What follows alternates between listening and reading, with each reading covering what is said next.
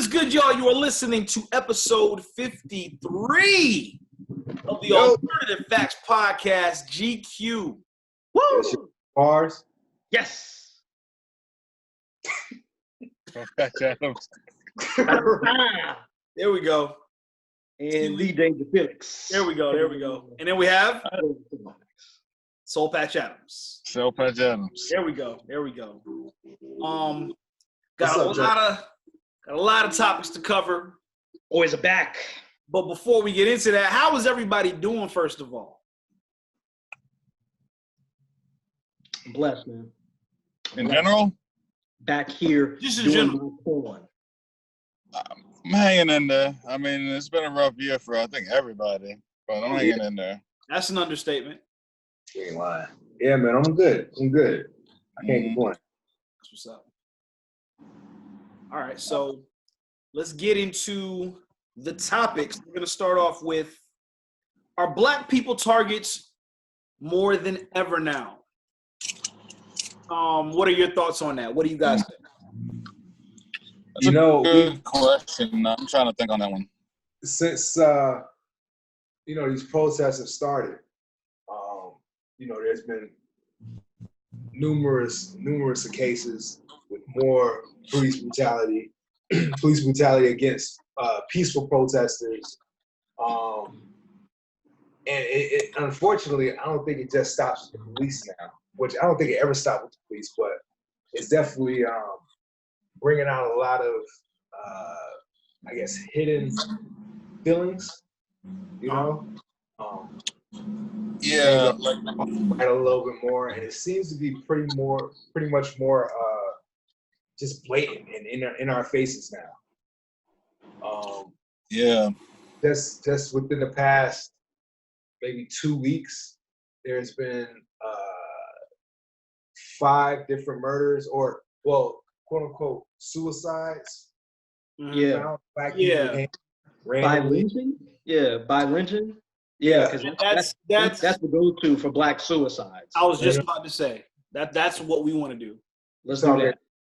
A young lady, 4 older gentlemen, and a 17-year-old boy hung at an elementary school. In places where there's no cameras, there's no camera footage of these. Wasn't one of them near like a city hall or something? Yeah, one was right in front of a city hall. Sounds like a statement was being made to me. Yeah. I don't know if that was suicide. Yeah, it's all to incite fear. It's trying to incite fear because, a lot of us is out there, a ton of us is out there in the streets protesting, voicing our concerns, making change, disrupting, the system that's in place. So they're going to do stuff like that. The KKK will burn crosses. But they're not going to stop. I don't think they realize there's Black, brown, white people. There's all types of people out there. So,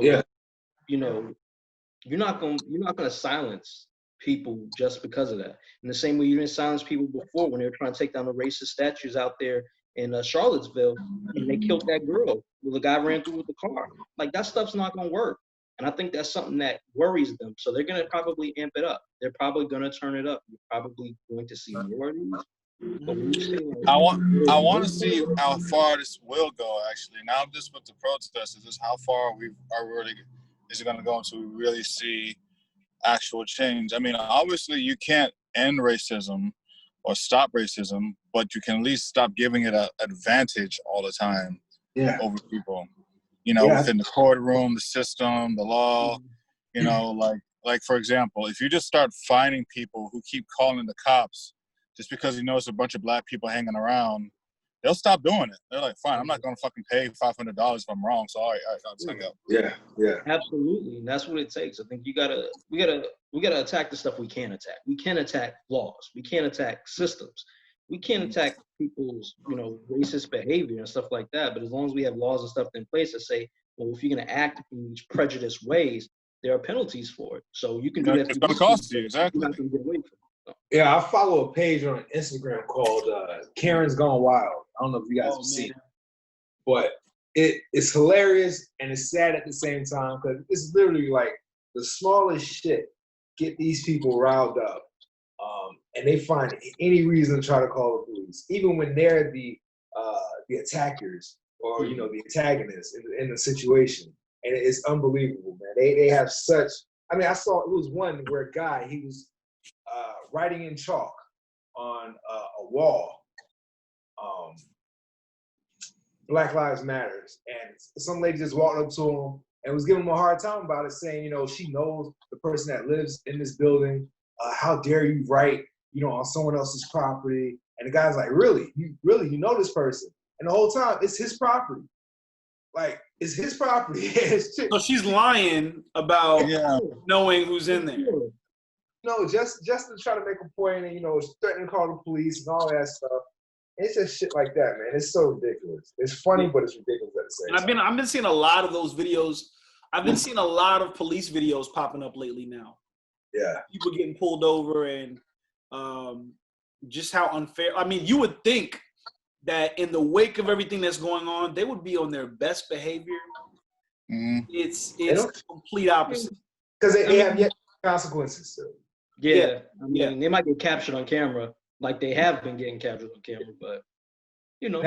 Now we're at the point where, you know, we're seeing the officers be charged. You know, we're seeing them, you know, we haven't seen any handcuffs. We haven't seen them being arrested, but we see them being charged. We see them, you know, being held or whatever like that. You see them So that's for right now. We'll see in a couple of months what actually happens with those charges. Yeah.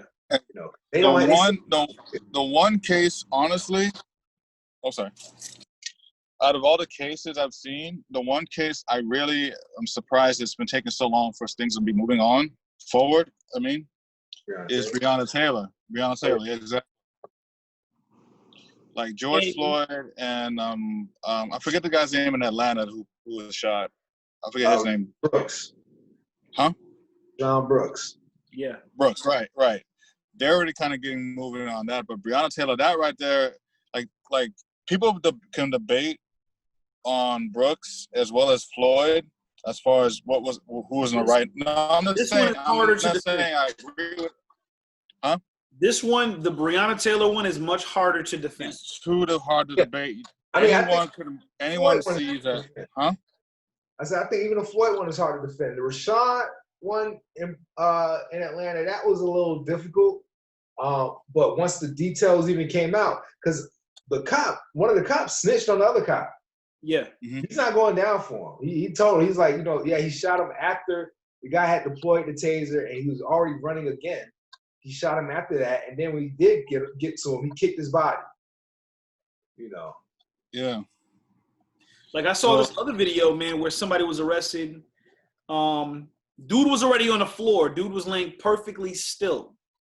And another cop came out of nowhere and kicked him in the face. For what? Dude was already on the floor. Yeah. Dude was not moving.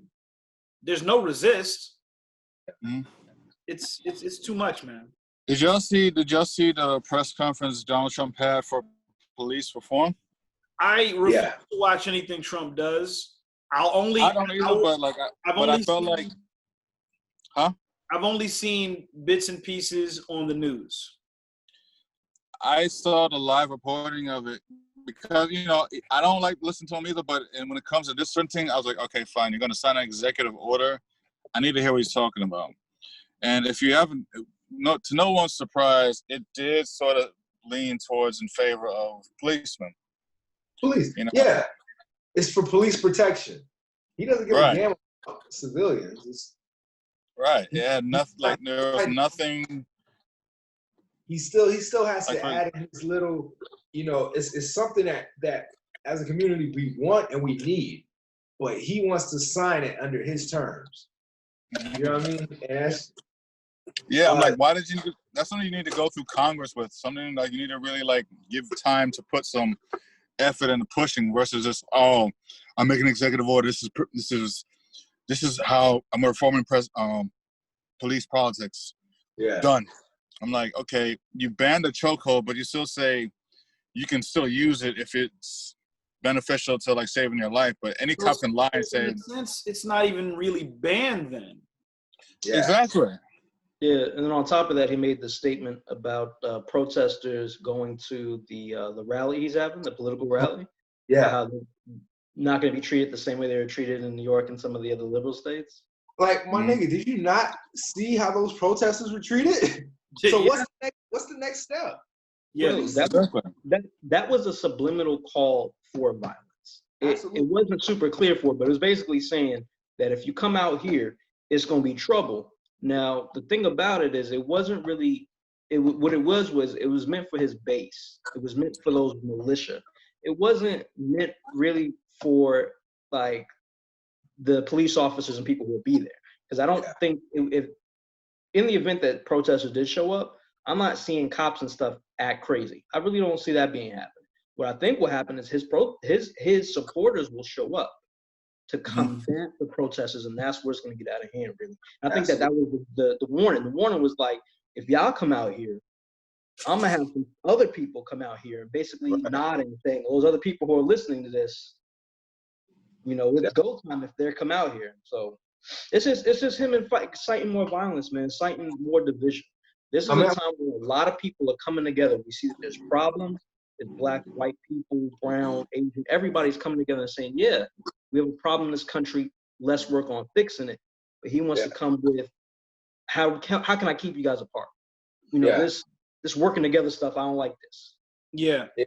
And he's louder about the protest than about the whole thing that started this whole movement. Oh, absolutely. Absolutely. And, you know, he won't mention anything about, you know, protesters being murdered. You have the 19-year-old young lady that was just found dead. You know what I mean? Did you hear what he said about the old man? It's an old white man. He an old white man. That's somebody's grandpa. That's somebody's white grandpa. Yeah. And he said it seems like it was fixed to me.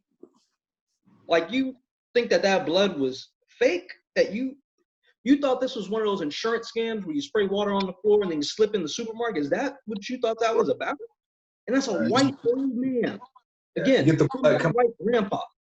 And he's like, oh, he's not even believing that. That goes to show you where he at with it. But like, you know, the thing about it is Trump.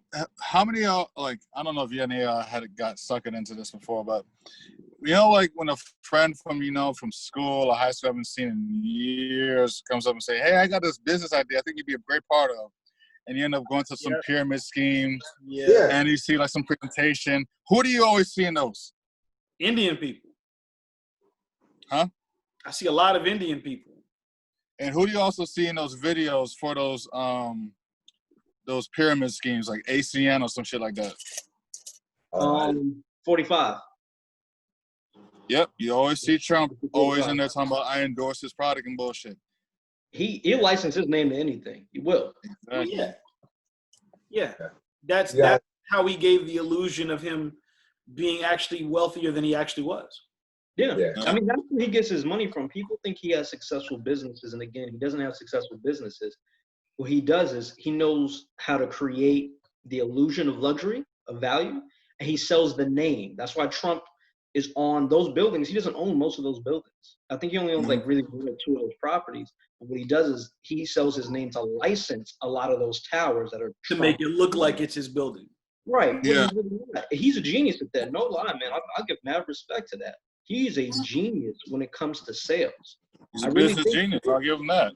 Best salespeople, maybe in history. Like Hitler was good. This guy might be better. Because I don't know if Hitler convinced people that the truth and facts are no longer important. Yeah. That's crazy. That's crazy. Like, it can be raining outside, and he comes on TV and says, it's not rain, it's wet air. And they'll just be like, it's not raining outside. It's like, best believe, like, for example, best believe the rain will stop because I will it to stop. I'm curious. You know, it was another police shooting Thursday night in Los Angeles. I'm curious as to what happens with this case. Bro, 18-year-old kid, huh? I'm not surprised. Yeah, 18-year-old Spanish kid. He was doing security at a race car building shop, an auto shop. He works 2 security jobs. Oh, I heard about that. Going to school to be an RN. the shop had issues with tagging, spray painting, and whatnot on his building. So his manager asked him to, go outside and just kind of patrol the area. And at some point, the young man was approached by cops. I assume because he's security, he has a weapon. But he was approached by cops, and their guns were drawn when they approached him. So out of fear, the kid ran. And he ran behind the building, and he was stopped by a gate. He got on his knees, back turned to the police officers, got on his knees, put his hands on his head, basically surrendering. And for some reason, he ended up being shot in his back 7 times. Cops, some kind of way, they came up with a warrant to confiscate security cameras. And instead of confiscating the security cameras, they actually ended up destroying the cameras. Of course. See, that's what I'm talking about. Police corruption is the problem I have. Like, it ain't just with us, it's with anybody. Anytime a cop makes a mistake, there's like a whole group of cops that'll do anything to erase it and make it so they can keep their jobs. Yeah. I think what you find too is the big issue is that there's a disparity though. Like this kid is Spanish. You know what I mean? You hear stuff like this with black and brown people, black people, Spanish people. You don't hear this about other people. You don't hear these incidents happen with white people. Not only do you not hear them, it's the exact opposite, bro. The way that they treated all of those school shootings, the guy who shot up the theater for Batman, like mental. He can still breathe. He can still see tomorrow. It was a mental illness if you was white. Oh yeah, that's what it Black, is. he was a thug and he had a criminal past. Always. Yeah, Like, I saw a video. I saw a video of this white guy. I think he was drunk or whatever, attacking a cop. The cop tased him, didn't tase it and phase him. He's still attacking the cop. He's going for the cop's weapon. He ends up knocking the cop down on the ground, steals the cop's car, drives off. Guy's definitely alive. He's still alive. They took him into custody. No scratches, no nothing. Yeah, I saw similar stuff to that. I saw one dude had a freaking machete in his hand. White guy swinging at the cop. Machete now, right? And they're calling this guy's name, Jerry, give me the machete. Jerry, give me the machete. And then they're just surrounding him until they finally get the machete out of his hand. And they tase him. And then they were delicate when he fell. They carefully picked him up. Yeah. Handcuffed him. And they carefully walked him to the car. Now, same scenario to black dude. 2 things possibly could have happened. Either the moment he waves the machete, shot dead, or tackled with about 6 or 7 people on him before he gets handcuffed. And he's probably going to be kicked in the head a couple of times and then dragged to the car. Or choked to death. Yeah. The difference. The second thing is your best case scenario. Oh, yeah. The funny thing about it is, and not even funny, is the fact that he wouldn't even need a machete to die in that situation. He wouldn't. What the hell's that in his hand? What is that? Is that key? I thought it was a He gun. has a weapon. What is it? He's black. That's what it is.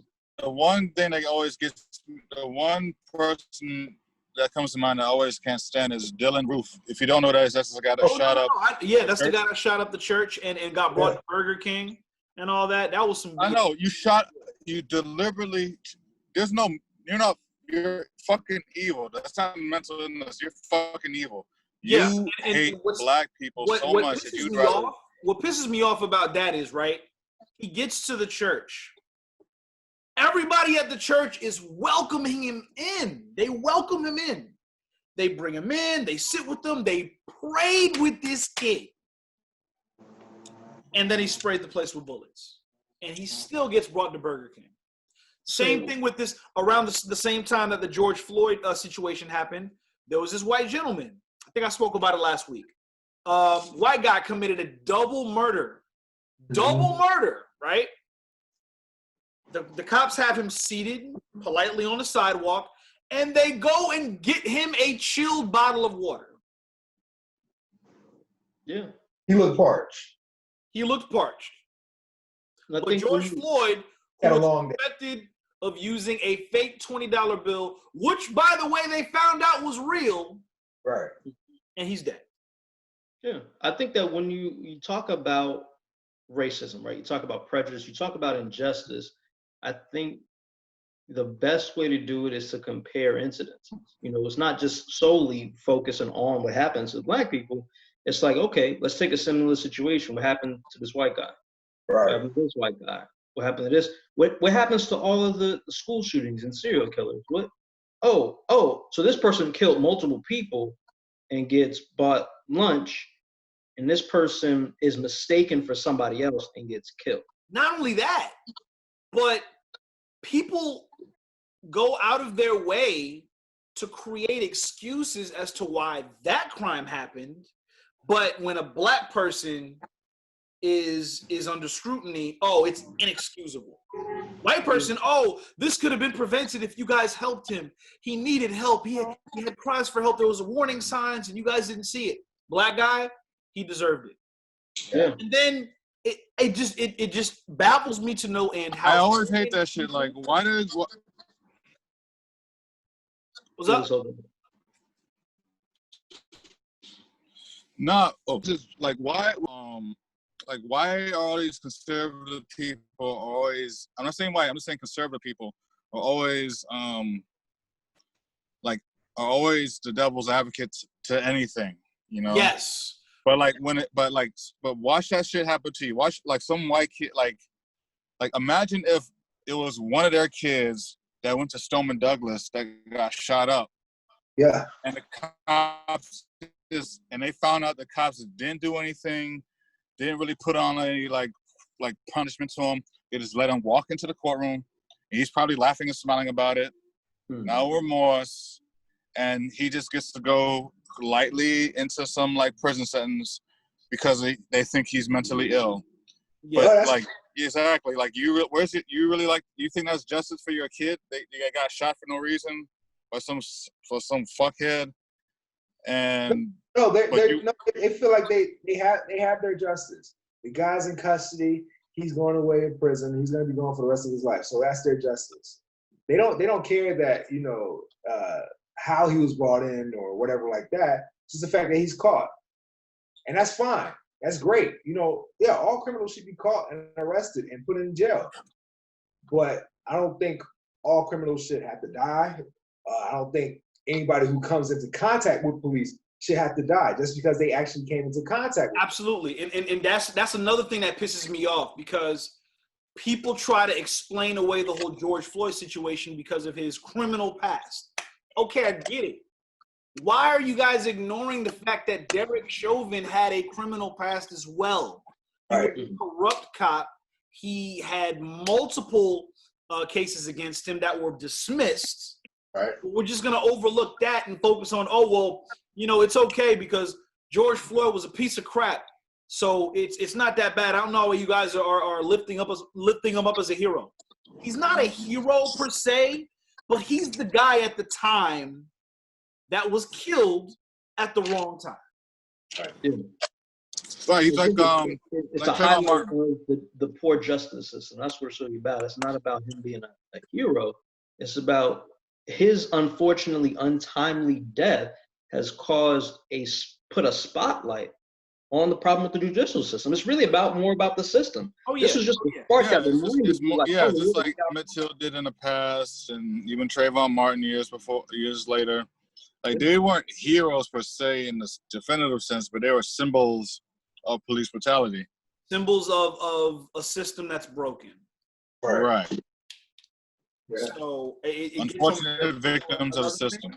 Another thing that really, really, really gets under my skin is white people that don't believe that there's systematic racism, and B, don't believe that there's such thing as white privilege. Usually the ones that don't believe in it already go through it. Those two things get on my nerves. So you know what happens, and this is the thing I was actually talking to Elle about and I was talking to my moms about, is that a lot of them don't get it.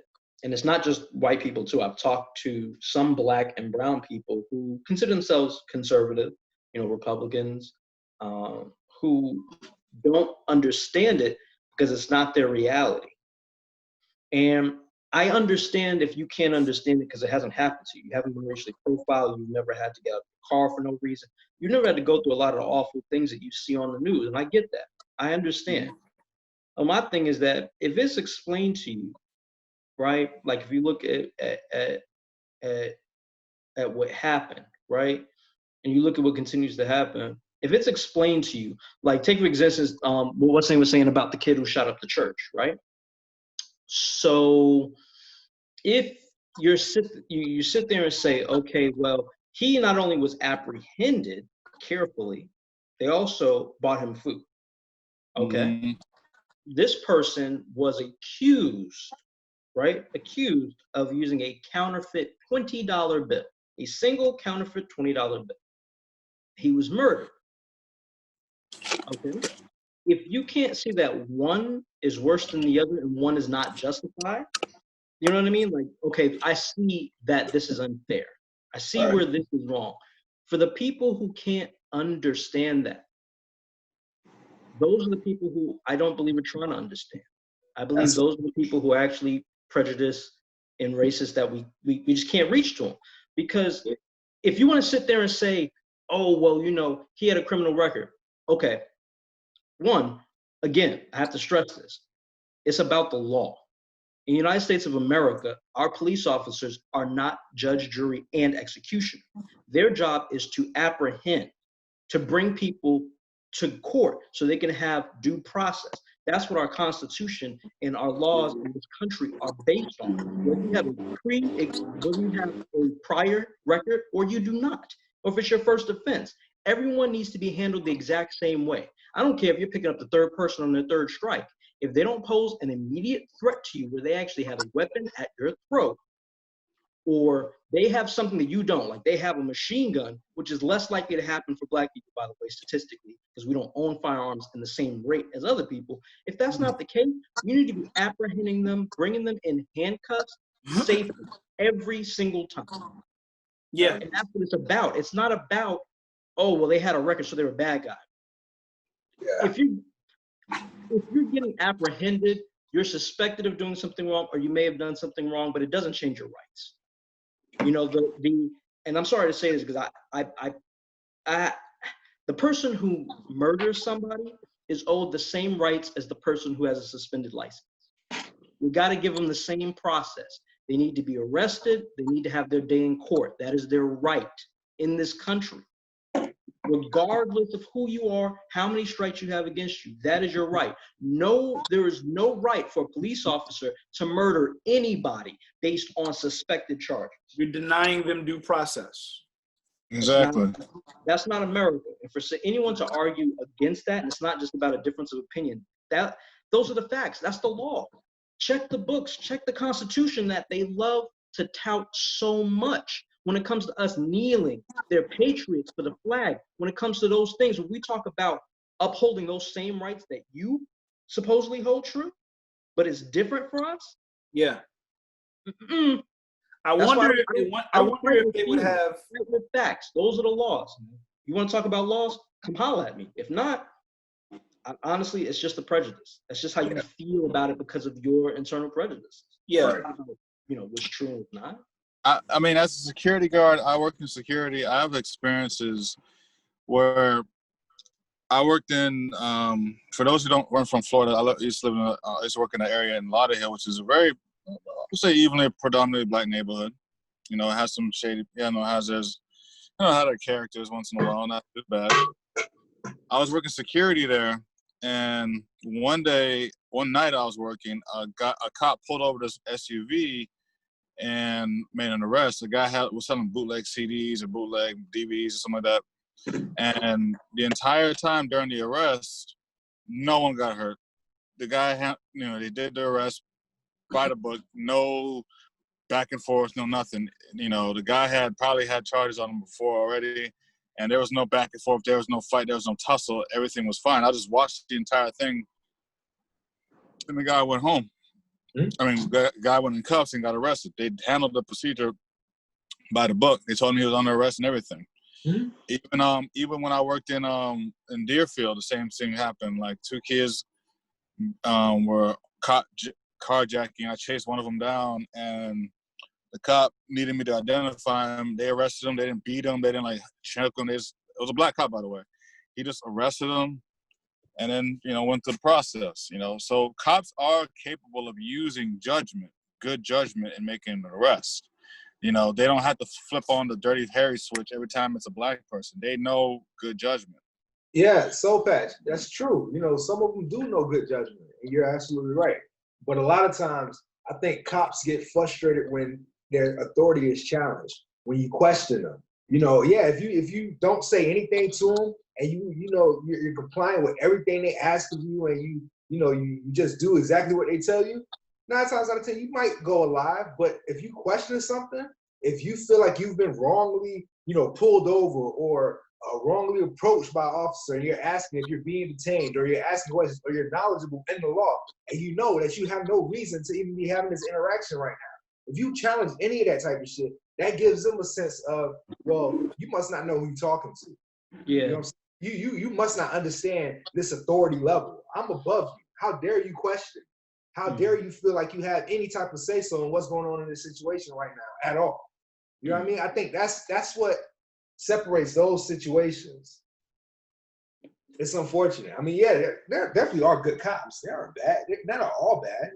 There's some good ones. No. Where the fuck they at? Yeah, I exactly. think that's exactly what the protests are for. The protests are about giving protection and looking out for those good cops and shouting out those good cops who are doing it the right way, and really putting protections in to weed out these bad cops. Because like, if I'm a cop and I've been doing, I'm a veteran cop and I've been doing it right in my community this whole time, I don't want to have to get any of the backlash that could ensue from all of my other fellow blue brothers in other states and other places are doing it wrong. Because maybe my community trusts me less, makes my job harder. Maybe, somebody rolls through my town that doesn't know me. I agree. I totally agree. So it's really about fighting for the good cops, but really pushing to get the bad ones out of them. Making sure they don't come in the first place. By the way, sorry, I'm in a car, so like I'm being conservative with the gas. I like my AC, but I feel you. Is that what I'm trying to come grab my car, so that's why you see me like dabbing my head like a preacher and shit like that. Yeah, cops. Like, for example, what happened with Sandra Bland. I saw the entire video just so I can make a judgment on it. Yeah, she was giving him a hard time because of whatever, and they just got into an argument. That's gonna happen either, no matter who. Like white people do all the time towards cops, and they just and they take it, huh? Yeah, they take it. The cops just take it. It's like, all right, fine, whatever. So it's just like, it's like better judgment. You just gotta take the better judgment. Think that nobody wants to be arrested. No one wants to be talked to. No one wants to talk to a cop. Of course, they're gonna be a little bit combative. Like, what am I? Just because I'm black, I gotta be like, oh, sorry, cop. I'm so sorry. Can you give me a ticket? No, like, if you are violating me as a person, if you are giving me a hard time, I'm gonna call you out on it. But that's why despite her being so difficult, she didn't have to die, and they didn't have to sit there and make up some lie about her committing suicide, because that's clearly not what happened. Yeah. She had no sign of mental illness. There's no way possible she could have been capable of doing that. Right. You even look at the footage, there's like 90 minutes of footage missing. And those are on a motion detector activated cameras, because I know how CC cameras work. So if you were to try to kill yourself, you would have been able to find it on the camera, because the minute you even move, it's recording. Yeah. So the relationship between African Americans and police is unfortunately, for us as African Americans, I don't want to say we're bred to hate the police or we're raised to hate the police. It's just that we've seen things. We see things growing up. I saw a video the other day. I think little boy was 9 years old in his driveway playing basketball, and he saw a cop car coming down the street, and he ducked. He felt like he needed to hide away from the police. You know what I'm saying? Just doing nothing. He's playing ball. Why should a 9-year-old boy feel like he has to hide from police just because he's playing basketball? But it's like now, Mhm. it's nowadays it's even worse because now what do you do to feel safe because freaking Breonna Taylor died in the comfort of her own home. Exactly. But Feel like, safe. You know what I mean? Yeah. It's tough, man. that one hurt me the most is because, okay, you can, like I said before, you can debate the other ones, but this one's like, she did nothing to deserve any of that. Just because one person made a mistake, a bad one at that, she had to die, and then you guys try to sweep it under the rug. Literally. Yeah, that's the whole Literally thing. sweep it under a rug. It's a lack of accountability. It's a lack of accountability. Nobody is perfect. No one expects police officers to be perfect. What I expect is thing that about you it make a mistake, say I made a mistake. I rushed in the house. I thought I saw a gun. I saw a cell phone. And the thing about it is, this is how I know that everyone knows it's bullshit, because I've looked through some comments about what happened with Breonna Taylor and some articles, in the comment section. Now, one person was playing devil's advocate. Everyone agreed that that cop violated her rights Across the board. and crossed the line. How could you? No knock warrant. How could you? It's not the first one, too. It's not the first time. Nah, You can't. Like, who's gonna say, well, she shouldn't have been in her house. In her own house. Who says it? In her own house. What the fuck is that supposed to be? Like, how could you play devil's advocate to that? Yeah, it's like that other business. case. It's like that other case with the police officer that thought she was in her own apartment and killed the dude that was in his own apartment. Yeah, the Botham Jean case, yeah. Yeah, there's tons of cases out there. There's a young man. I think her name is Tatiana Stillwater. She was just playing video games with her son, just minding her own business. She gets shot at. Yeah. Mm-hmm. Through a window. A window. Yeah. There's a story about a young man. He's like in his early 20s, late teens, who the police got a tip and they ran into the wrong house and they beat this kid up in his bed. Busted the door, started wailing on him. That's why we got to preach Black Lives Matter, because, okay, fine, George Floyd and I keep forgetting his name. Aubrey's what's the name? Ahmaud Arbery and Brooks. That's one thing, but the one case is that clearly across the board, no matter who you are, you got to admit they crossed the line. They don't talk about. They don't push you. They don't move forward in getting these cops arrested. And that's why we got to do it. The more that one is exposed, the more evidence gets revealed, the more guilty they look. That's why they keep it away from the media. Mm-hmm. Absolutely. You think they wanted to come out that the media is gonna? The media is eating up looked at it? What they want. You think they wanted that shit? You think they wanted that shit to come out, that the police report was blank when they looked at it in the Breonna Taylor case, where it showed cause of death and they left that blank, and the incident report, like all of that shit.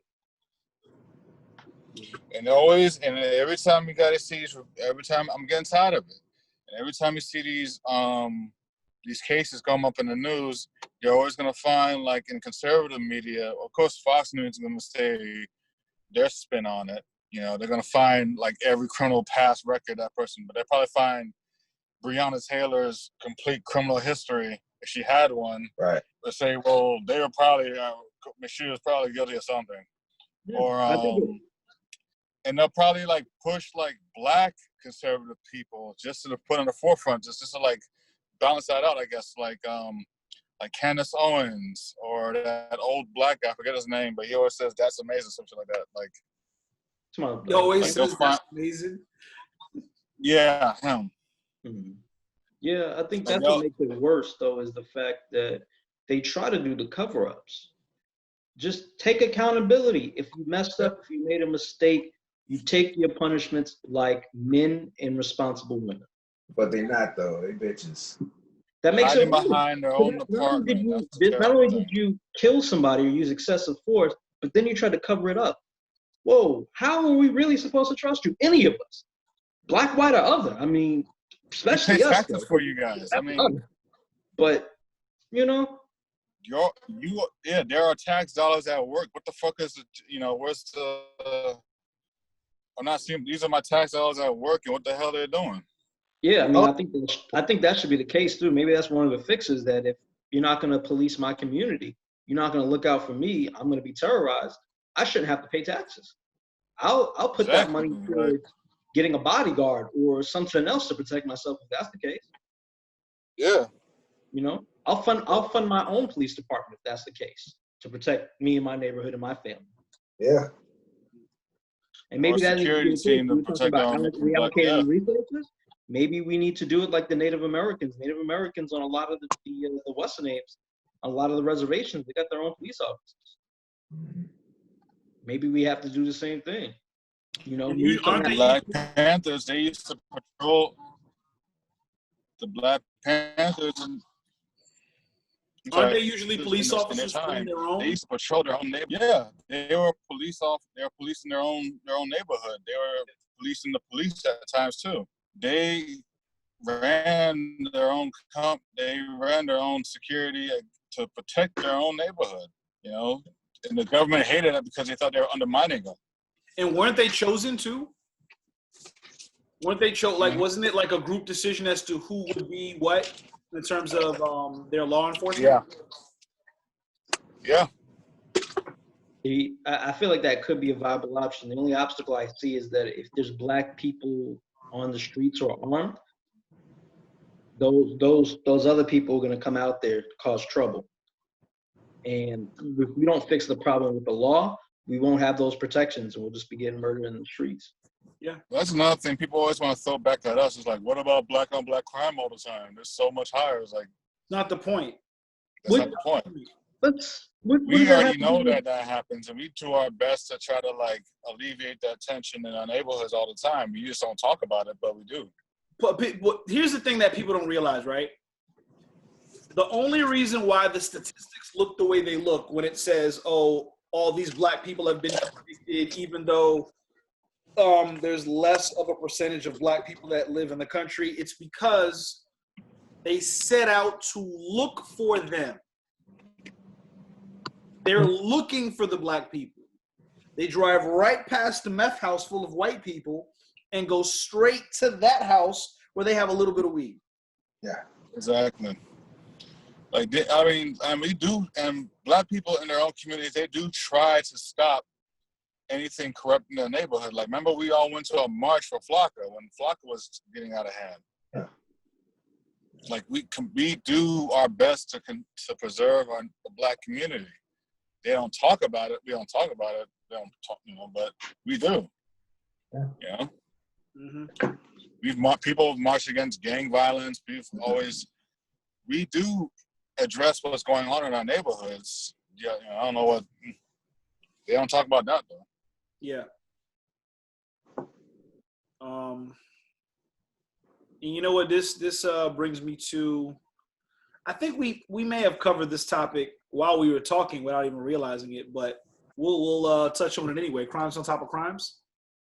So yeah, actually we did. So the interesting thing about crimes on top of crimes, and this is before I had this in the topics before the pandemic, way before. This happened actually back in February, but I didn't get a chance to put it in our topics list. But I figured, given everything that's going on now, it's just to kind of put it in perspective where we've been. And like, Soulpatch was saying about them being heroes, it's like not necessarily that they're being heroes, but they kind of light a spark that shines light to remind us about the state of our country and where we're at in the justice system. So what happened is back in February, there were 4 lawmakers that voted against a House bill, House of Representatives, to make lynching a federal hate crime. So there's 4 representatives that voted against making it a hate crime. Really? So, whoa. So wait a minute. What were they trying to accomplish by voting against it? By keeping it a non-hate crime so that it could be a lesser punishment? Yeah, because white people get hung able to do it. Yeah, white people get hung all the time. But that's what I'm saying. But here's the thing, like, why be so overt with it? Like, why be so that upfront? Like, hey, we're against making this a hate crime. That makes no sense. White people get hung too. So Their explanation was that they believe that they're very much against lynching. They think it's an awful thing. However, that's an overreach of federal powers that states still should have the power to make their own state laws. So by voting for this, the federal government would say that lynching is wrong and to, go ahead and bring down sentencing and punishment instead of the state making that determination. So, okay, so in a sense, I guess what I'm trying to understand is what is being lost by making it a hate crime? So, okay, so this is a funny thing. When I read this article, it reminds me of the Civil War. And it reminds me of the Civil War because when we were going through the Civil War and we were fighting for a lot of things. One of those things was, the ending of slavery. So one of the things was that slavery was ending, which means that the South not only would lose, because obviously you're going to lose all that money that all the slaves was making, but also they had to come under more federal control, which means that they couldn't do whatever they wanted to do legally anymore. So states typically became weaker during that time post-Civil War. So when I look at that, I look at the same argument being made. After the Civil War, a lot of states were really upset about the South losing. They felt that, it's their states. It's, my state. I should determine how I do things in my state.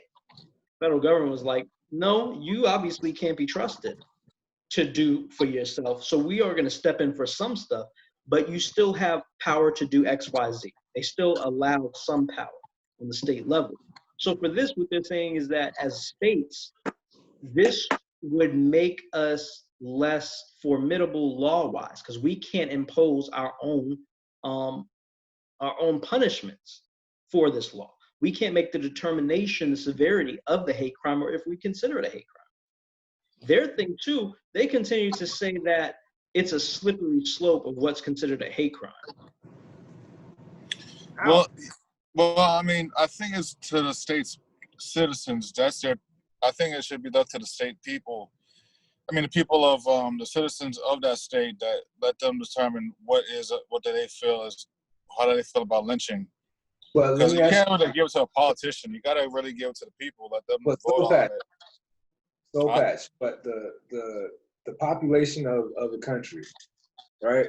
How many of those people do you feel like is gonna feel like lynching is a hate crime? That number I can't determine. And this might help. So the four representatives, one was a I think an independent, and the other three were Republicans. So the three Republicans that voted against was Ted Yoho of Florida, Louis Gourmet of Texas, and Thomas Massey of Kentucky. Please continue. Yeah. That kind of sums that up. Yeah. If it helps.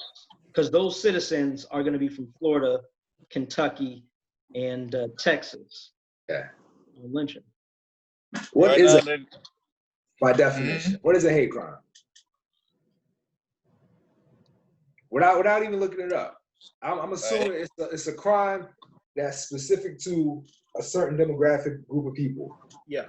It's usually to a specific. It's a specific identifiable trait that you're targeted for the crime. You know what I mean? Like, obviously, I beat you up because, you know what I mean, you light skinned.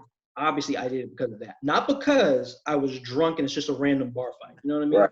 But specifically because, you light skinned, you black, right. You're gay. Right. All that stuff. Maybe your religion too. That's also protected under the hate crime laws, stuff like that. So what I'm saying, basically, if it were reversed, if it was black people lynching white people on a regular basis. Oh, it would be a hate crime immediately.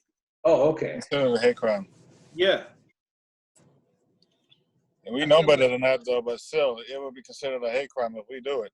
But they will vote for it. That's what I'm saying. They will vote for it. Yeah. I feel like it was a poor taste. I understand that they're trying to stand for states' rights. I don't think you do that with this book.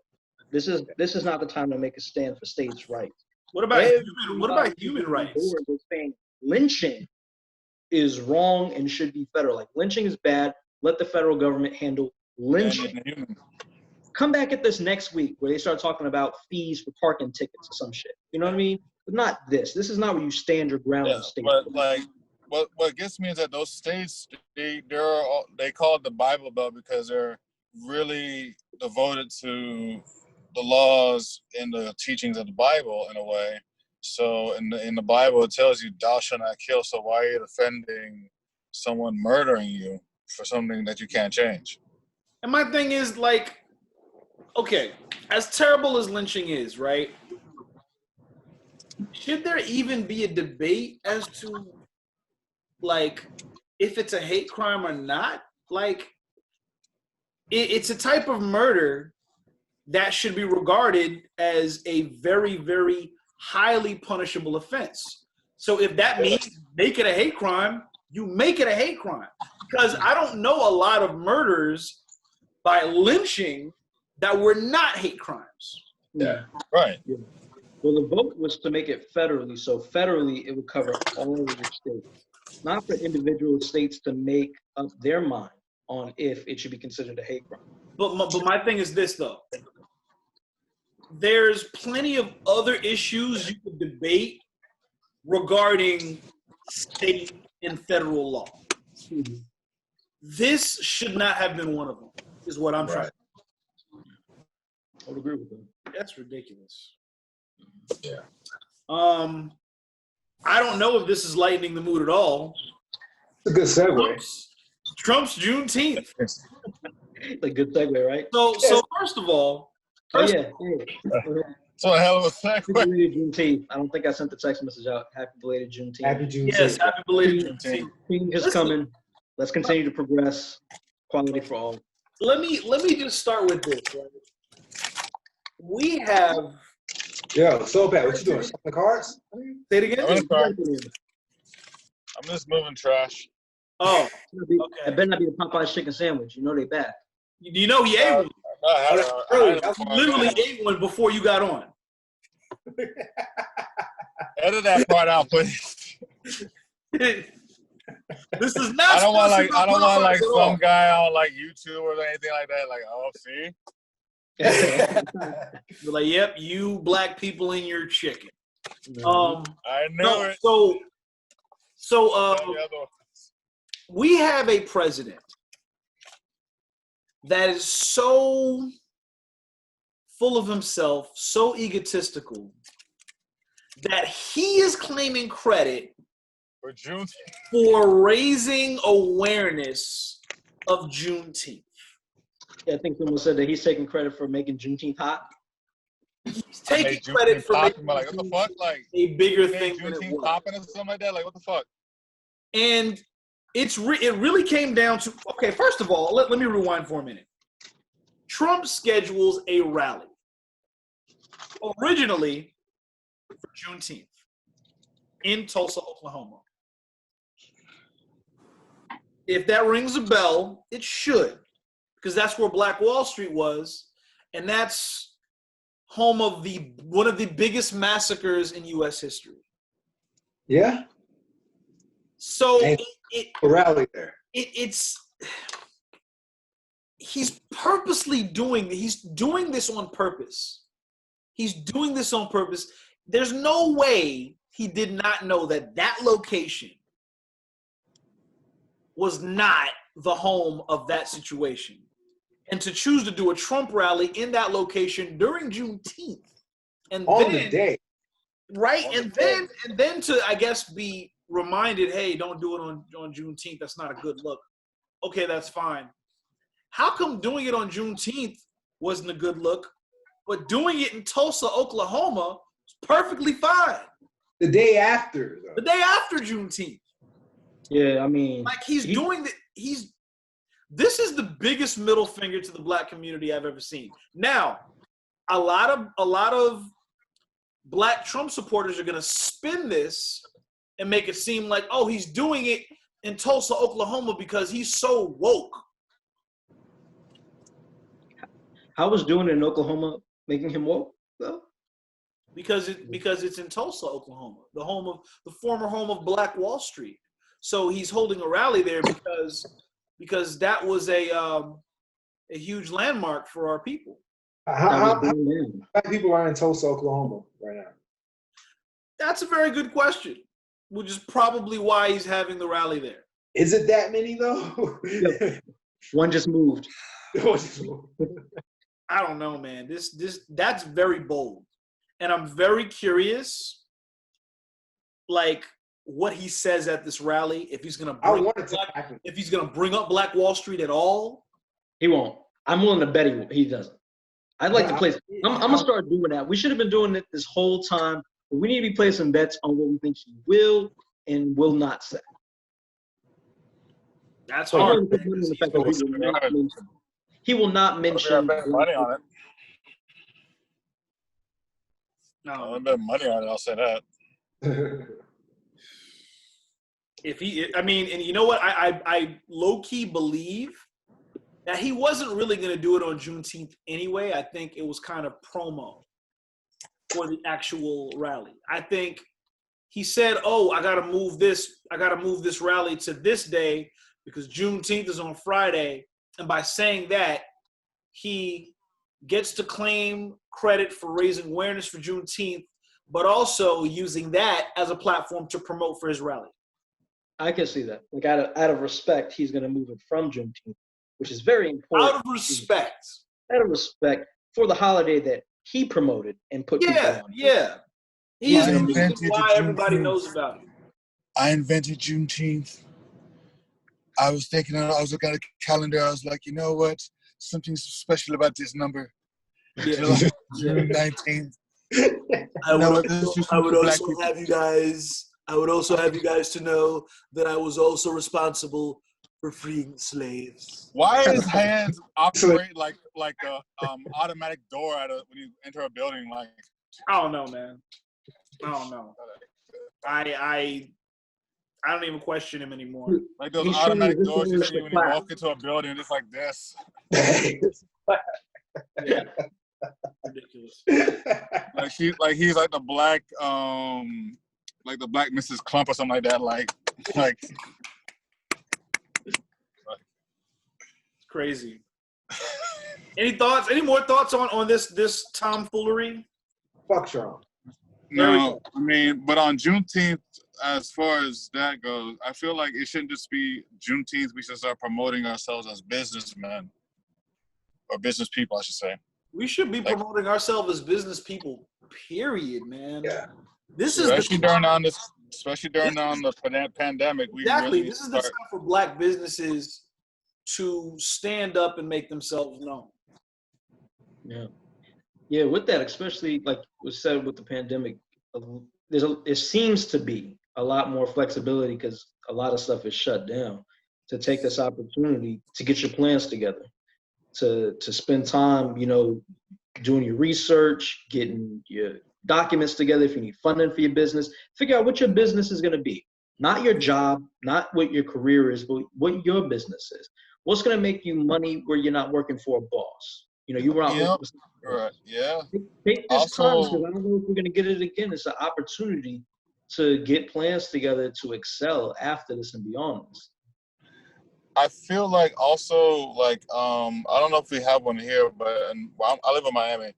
We have one Black-owned bank that I still don't even know if it's still running smoothly, and I keep asking myself, should this be the time we start trusting our own banking institutions now? We've worked really, is it time that we just start putting our own money into our own banking institutions? Are we at a point where we can really start trusting each other and investing into that? Yeah, I think there's something we should all already have been trying to do. Not saying we should do, but I think we as a community need to have conversations. If it's a Black-owned business, can I speak to the board members of the bank? I need them to understand that my money is precious. I don't have a whole lot of it, but the few dollars I do have, I'm going to give to you. I'm going to accept that you're going to charge me $10 a month for maintenance when I could have been at Bank of America at $8 a month because I believe in this institution. But you got to do right. And I think we have to have those conversations so we can build the trust. I think as consumers to know if we buy a black product and we're willing to spend a little bit more, that product is going to be good quality, customer service is going to be good. If any problems we have, we'll be taken care of. And I think that will build it. You know what I mean? Once we know, okay, I might spend a little more, but I'm going to get exactly what I paid for, good quality. I'm going to keep doing this. And I think that's what it is. Yeah, I totally agree. Like, I think the relationship between like the black business person and the black consumer really needs to be intact, because the usual stigma, the usual conversation you have was like, you know, it's too expensive. You know, this is too expensive. This is too expensive. This is too expensive. I'd rather go here where I get, you know, more bang for my buck. And then we just, I don't know if it's psychologically, we just divert to like the mainstream. But if we, you know, once we develop a stronger bond between, well, we divert to what we're comfortable with. Yeah. right. You know, that's what we look at reviews and things like that. You know, if you're looking for a product, it could be, you know, the quality could be the same, but if one company has, you know, 500 reviews versus a company that has 5 reviews, you're probably going to trust the company with the 500 reviews. Yeah. Right. That's true. It's just we have to do better at promoting ourselves. We have to do better at trusting ourselves, all the way around. Yeah, and I think there needs to be a level of transparency. You know, talking about that is that it's going to have to probably be different for our community than it is for other consumers. You know, your Publixes and your Walgreens and them. I think it has to be different for us. So to Soulpatch's point, a lot of times you see black-owned products and you're like, wow, that's way too expensive. You're trying to rip me off, and you go somewhere else. And it may need to be a situation where I have to be like, oh, no, it's not super expensive. Let me explain to you my costs. Yeah. You know, this is how much it costs me because I'm only an individual business. So Right. I only take home this much from each one. I really don't make that much to kind of have that conversation. Because sometimes I look at products and I'd be like, no, that's gouging. Because that's, you know, 2.5 times what it is here. And if I don't understand how your production is, like, you know, it costs you that much, then I'm not willing to support it. If I know, okay, well, you only get a small piece of it, I'll take a chance and I'll re-up every once in a while with you instead of going over here. But it is that lack of trust where it's just like, wait a minute, that's way too much. Yeah. Ridiculously, it's not like $5 more, it's like $10 more.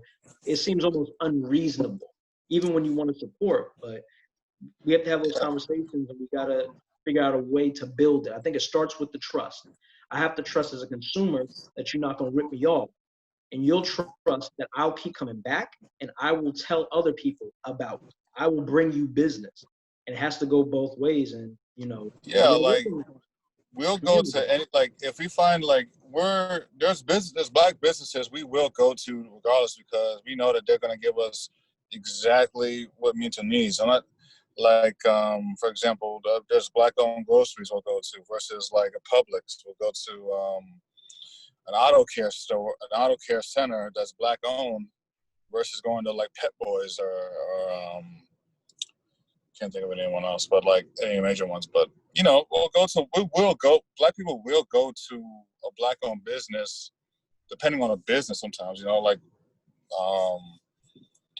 whether it be hair care, face, skincare type of stuff. You know, don't even get me started. We go to like how many barbers? We'll go to like I go to the most hoodest barber in the world versus Supercut. So like. Yeah, well, you know what the issue with that is too? I heard stories, and this is part of the thing about us as a community where we have to come together and we all have to understand the importance of this, is that I know a lot of people who will give chances to black people. You know what I mean? Oh, you do tile work? Yeah, I'm gonna go ahead and give you a shot instead of going over here to this, you know, larger business. But the issue runs in is where, you know, my tile is taking a lot longer. I'm not getting callbacks. Yeah. And it's kind of like, damn, you know, I spent this money already and I tried to put you on and you didn't do what you were supposed to do. And after that, I'm probably less likely to hire anyone that looks like you now again. And that's kind of sometimes what we run into, is that there's some black people who either don't understand the sensitivity of taking care of other black people, or they out here just to swindle. And they have, you know, if you're not out to swindle, you got to make sure that the quality of your work is top notch. You have to. You got to understand. Professionalism is key. Yeah. Sorry.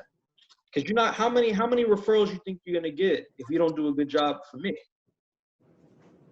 Because I'm gonna go out there and I'm gonna tell my boys and I'm gonna tell my mom, I'm gonna tell my grandma and them, everybody about the work you did. And you know, that would have been 5, 6 customers you could have had if you would have done it right and been honest and open from the jump. Word of mouth promotion is extremely powerful. What? That's how this podcast got so big. So keep supporting. Right. Word. But so since we were talking about the Trump thing in Oklahoma, I think we should also talk about Oklahoma State University football coach being woke. What's that about? That was surprising, actually. Yeah. I read about an ESPN article on ESPN.com, but Oklahoma State, they were going through some like recruiting issues with the federal law getting involved. So, for those watching that don't know, Danger is going to fill us in. Oh yeah, so for Ohio State University, that's OSU. So the scandal, not that one. I think that one happened afterwards. Okay. Yeah, the scandal was that the head coach, had taken a picture with 2 students. I don't think the color of the students matter. They're all white. It doesn't matter. I don't think it matters. Coach is white. It doesn't really matter. What matters is the shirt that he was wearing. So the shirt that he was wearing said OAN. And I was reading the article, the same thing Soulpatch, read from the ESPN app. And I was trying to read through it. I was like, so what's the big deal? It's a shirt. And I was like, oh, what does OAN mean? And I'm sorry, it's AON. No, is it one? Yeah, it's OAN. And I'm reading through the article, and the article is this outrage, right? It's outrage, it's outrage. OAN stands for One America Network. It is a news network that's supposed to be very similar to Fox News, but a lot more right-wing. A lot more right-wing. So like hardcore Fox on the other side. Yes, they do a lot of. They put a lot of. The thing is what is so wrong? I mean, but what makes that? What's the controversy with that though? Just it's kind of like saying Fox News. See, I thought the same thing at first. I had to sit with it to see exactly how I felt and what the big deal is, because I'm a big proponent of free speech. Even if it's something that offends me, I'm still will protect your right to say it because we have a right to say things, unless it is dangerous. And that's where I draw the line. If it brings harm to people, you shouldn't be able to say it. I don't mean like it hurts your feelings. I mean, it puts people in real danger. And that's the issue with OAN, is because they push stuff like conspiracy theories. They push stuff like this right now during the pandemic. They're kind of pushing that, the mainstream media news is only covering the bad and all the infections and stuff, and it's a conspiracy because people are getting better. And that stuff is dangerous. You know what I mean? Because what you're doing is you're promoting people not being safe, not socially distancing, not wearing masks. Basically, you're pushing the narrative that 45 was pushing, that this is fake news, this is not that serious, and it's very serious.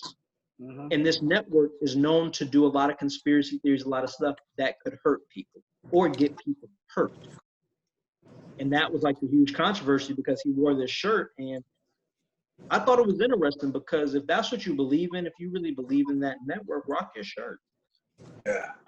I think he came out with a statement against it. And what he said was he was surprised that the network had said such awful things about the Black Lives Matter movement and had all of these conspiracy theories and things that he didn't know. Oh, about how Black Lives Matter is working with Antifa and all that bullcrap? Which, as a member of that movement, personally, that I've done photos for Black Lives Matter and all that stuff. Mm-hmm. That is entirely not true. They are not affiliated with that group at all. They are peaceful protesters. They want to make a statement, unified and peacefully, to get the point across. But for some reason, some parasite in the mix came out and decided, okay, it's riot time. Like, I was there. You guys just get that breaking news? So what? You guys just get breaking news? Not everybody's watching news. Other people are focused on what's really important. That's this podcast, bro. Yeah. Okay. Trump fires U.S. Attorney Jeffrey. I just got that too. Yeah. Trump what? Trump has fired U.S. attorney behind inquiries into his allies. So people are asking too many questions. He doesn't like it, so they're getting fired. Makes sense. I think that might report in danger. That's a normal formula. Is it? That's a normal formula. Important. That's a normal formula. But Trump fires everybody like it's the apprentice. It's like I feel like in his own reality, he's still in a show, and he's still firing people for ratings.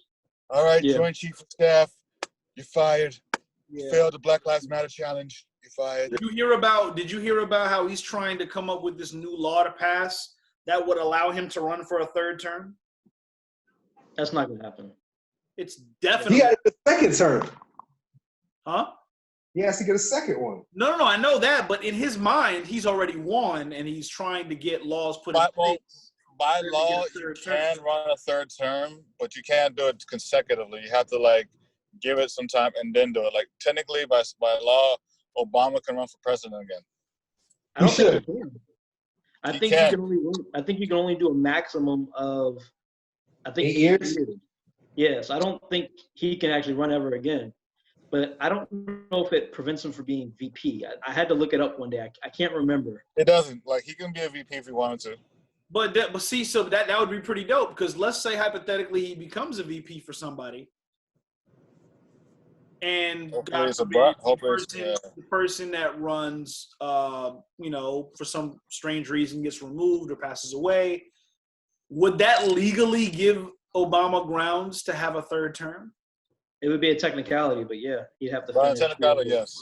Yeah, there'd be a vote. But like having Barack as a vice president is kind of like making Jordan pass the ball to Pippen. Right. It isn't too bad, by the way. It's Pippen's time to shine, bro. Yeah, it's Pippen's time to shine, coach. I can't do it no more. Give it to Pip. Yeah, Pippen been putting in work. You see, they could have kept it together if that's what the game plan was. Jordan starts slowing down, Pippen start picking up. Let me lighten that load. Do it, coach. I know Michael Jordan, but I got to give it to Pip, man. He got it. Exactly. Okay. I can hear this big ass god like deep voice. He's got. Speaking of Pippen, Soulpatch, you Yo. posted a video the other day, a commercial with Scottie Pippen. What was that? That is an old Chicago commercial from I forget, it's this old deli downtown. This is when It's the Submarines. Yeah, sub sandwiches. Who, by the way, whoever directed that really should have just said like Scotty, pep it up a little bit. It sounds like the most boringest porno I've ever listened to. Like, hey girls, let's have a party for my big long girthy sandwich. He said, I can't handle this 12-inch by myself. Let's have a party. Whoa. That's a weird commercial. Wow. Yeah. That's an interesting conversation. Wow. Like Garrett, I don't know if you or James saw it, but it's this commercial where Scotty's in the gym and he's got two of the Bulls dancers just like chilling, one black one, one white one. And he's just like dribbling around like this huge ass Subway sandwich. And like, I can't eat this by myself, ladies. No, that's not how Scotty does it. He has a deeper voice than me. He's like, I can't eat this by myself, ladies. Let's have a party. They knew what they were doing. And he like slam dunks a sandwich at the end. That's funny. Okay. We got Akon Crypto City. Now, I did hear a little bit about Akon having his own cryptocurrency called the Akon, correct? Akon, yes, Akon. We got Akon, we got Akon City. Akon is the real life Black Panther. Coming in the year 2030. Akon is the real life Black Panther from the comic book. What's coming in 2030? This city, this crypto city. So, okay. And run off of solar, correct? Solar energy. Well, no, it runs off of I'm gonna tell you. Okay, so Akon secured $6 billion to build a cryptocurrency-powered city in Senegal, Africa. It's gonna be called Akon City. It is. That's not on the nose. Yeah. If you're a resident of Akon City, would that make you an Akonian? What would that? It would make you an A convict. You would be a con. I would be a con. So it says, in addition to an economy based entirely on cryptocurrency, Akon City will operate on 100% renewable energy. In fact, Akon himself is heavily involved in bringing off-the-grid energy to the entire continents through Akon Africa initiative. So basically, it's Wakanda, but just switch Wakanda with Akon. It's definitely Wakanda. It looks like Wakanda. So I'm gonna have to research this, right? But I want to talk about this real quick. I want to throw this out. What would a radio station be like, though? It'd be Akon all day, convict music stuff. You would like convict all day. You would hear none of that. Every now and then to a Hey yo, this is DJ Nice. This is a new one from our president Akon. now and then to appease some of the Caucasian South Africans, they'll play a little bit of Lady Gaga because Lady Gaga was under Akon's record label at one point. Technically, yeah. Akon still gets paid. Gaga, It's T-Pain. Okay. Okay. That'd be it to mix it up. Yeah. Old school Akon, we playing Locked Up.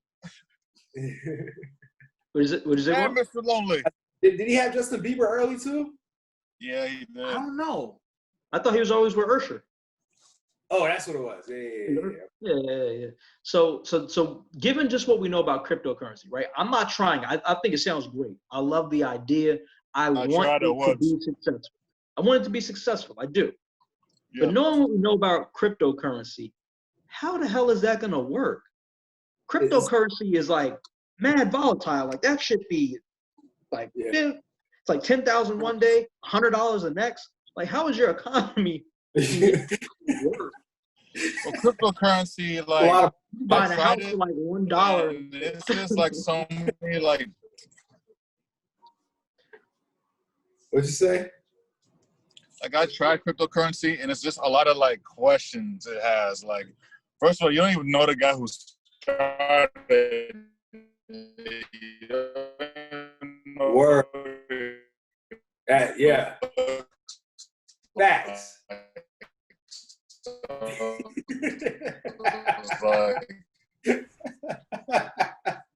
Who am I investing? You're pretty much trading Disney dollars for that. Huh? There you go. Okay. What? I don't know if you know. We didn't hear anything you said. You were breaking up really, really badly, and you were moving in incredibly slow motion. Yeah. And then G was mocking you. Oh. You hear me now? I can hear you now. Yeah, you're good. No, I got like a text message on WhatsApp because I'm in a group chat with my people at my job and security. So I get one popping up and I had to answer it. I was like, okay, what's going on? Like, my dog is in a security group chat. I'm in too many group chats, man. I don't know what's going on. One time I replied to the wrong person. Yeah, thanks, Mom. I'm not your mom. Like, oh. Yeah, so it is Akon City. It's supposed to include parks, actual universities, a stadium, and an industrial complex. I went to the school of Akon. Yeah, I definitely feel like he can build it. He'll be able to build it. In Africa, he'll be able to build it. Yo, for $6 million, you better build something. Yeah. Is he really worth all that much money, though? Like, Akon? Yeah. Akon. Yeah. Yeah, his business. That's on gas. All right. Yeah. Yeah. He has gas pumps at his house. He pulls out a driveway. Nowhere to fill up the gas. what if he? I wonder how he acts when, like, he's like, man, these gas prices. And he's fucking barrels off the barrels. What gas prices? Not even gas prices, man. These barrels, man. Shit. I'm surprised he doesn't have any music videos where he just shows off the gas. You know what I mean? Like, that's how rich you are. That's how rich. Like y'all over there showing off your chains and your cars. I got my own tank of gas underneath my house. Mm-hmm. Watch me pump this gas. Got that oil money. Right. Had gas pumps out front, still sitting home in an Uber. Exactly. You ain't balling unless you got your own gas. Yeah. You gotta do something, man. You see, he gave your boy Locked Up Part 2.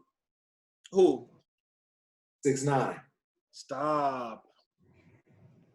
You haven't seen it? I have not seen it. I saw Trolls. That song is garbage. Yeah, you saw the video? It's enjoyable to watch. But I mean, for the most part, the song is trash. Yeah, the video was something. All right. Is it the video with him and Nicki Minaj? Yeah, with the red background and Nicki has pasties on and yeah.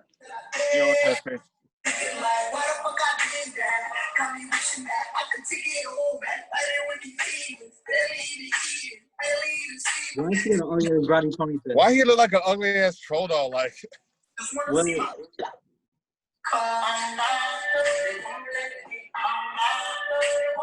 like he look like a fucking like. Please take it away. Troll doll on meth or something like that. Like, what the hell is that? Okay. Tekashi 6ix9ine has way too much money. Time, apparently. Money. In time. He has way too much influence. Like his wave. Oh my gosh. It's crazy. Yes. Everybody trying to Fan base. Oh my god. I don't get it, man. I don't get the appeal. I don't get why he became big in the first place. I don't know who's backing him, but it's like he's invincible. Untouchable. Like, a blood would have shot his ass years ago. Right? Nothing. All right. A Crip caught like Nipsey, but like a blood has not even tried to like, you know what? Not at all. Scare this guy. Yeah. That's government property. Government. Yeah. There we go. He's still in protective. They protect their assets. Okay. We're gonna shift gears. Okay. This one looks interesting. VR in God. What's that about, sir? Very interesting. VR in God. Y'all ready? Y'all strapped in? I'm strapped in. I'm listening. I'm strapped in. So I was watching Westworld, you know, when the season was going on, and strapped in. You watching it? What? I'm strapped in, just making sure. You strapped in? You ready? Okay, good. Here we go. So I was watching Westworld during this last season, and you know, they had a lot of questions about humanity and about the things that we do. And I thought about something. Everybody's familiar with Westworld or the premise of Westworld? That yeah. There's this virtual world and there's robots that look like people and they look very much like people. And you can do Cowboys too? Who? Cowboys too, right? Yes, it's set in the West, the Wild West times. And I was thinking about it, right? A lot of people did a lot of bad things in Westworld. You know, there's a lot of murders, a lot of rapes. There's a lot of rapes and murders, all right? Do you think in this time, in actual reality, right, where we're going to be getting heavily into VR, which will be our future augmented reality and such, that God will judge us based on the things that we do in a virtual world? Like a Matrix? Oh, so basically, like, let's say if you're in a virtual world and you kill somebody in a virtual world, would you be judged by killing somebody virtually because you didn't actually kill somebody in real life? Right. And I take that like Grand Theft Auto, right? When I'm in Grand Theft Auto, I do a lot of crazy stuff. Probably never really do in real life. Like I'll just randomly mow people down. You know what I mean? But I don't do that in real life because of prison. But if I did it in VR, where it's a little bit more real because I'm immersed in it, and you know, I'm still me, and I'm taking the baseball bat in Grand Theft Auto VR, and I'm just like beating the cat into the ground. You know what I mean? Just like going to town on it because I hate cats. You know. You think I really hate cats? You're sick. I don't hate cats. I just don't prefer them because they steal souls. Yeah, I get I'm But listening to this. I'm like, it's so disturbing. it's a lot, right? I know it's a lot. So Yeah. do you think that God would judge us based on what we did in games? That's a good question, man. I think 'Cause it's based like, on Grand Theft Auto alone, I think he's been kind of like, bruh. are you taking? I guess you could look at it from the perspective of if all life, and this, I mean, I'm just working through this as I'm thinking right now. If all life comes from God, right? Real life comes from God. Mm-hmm.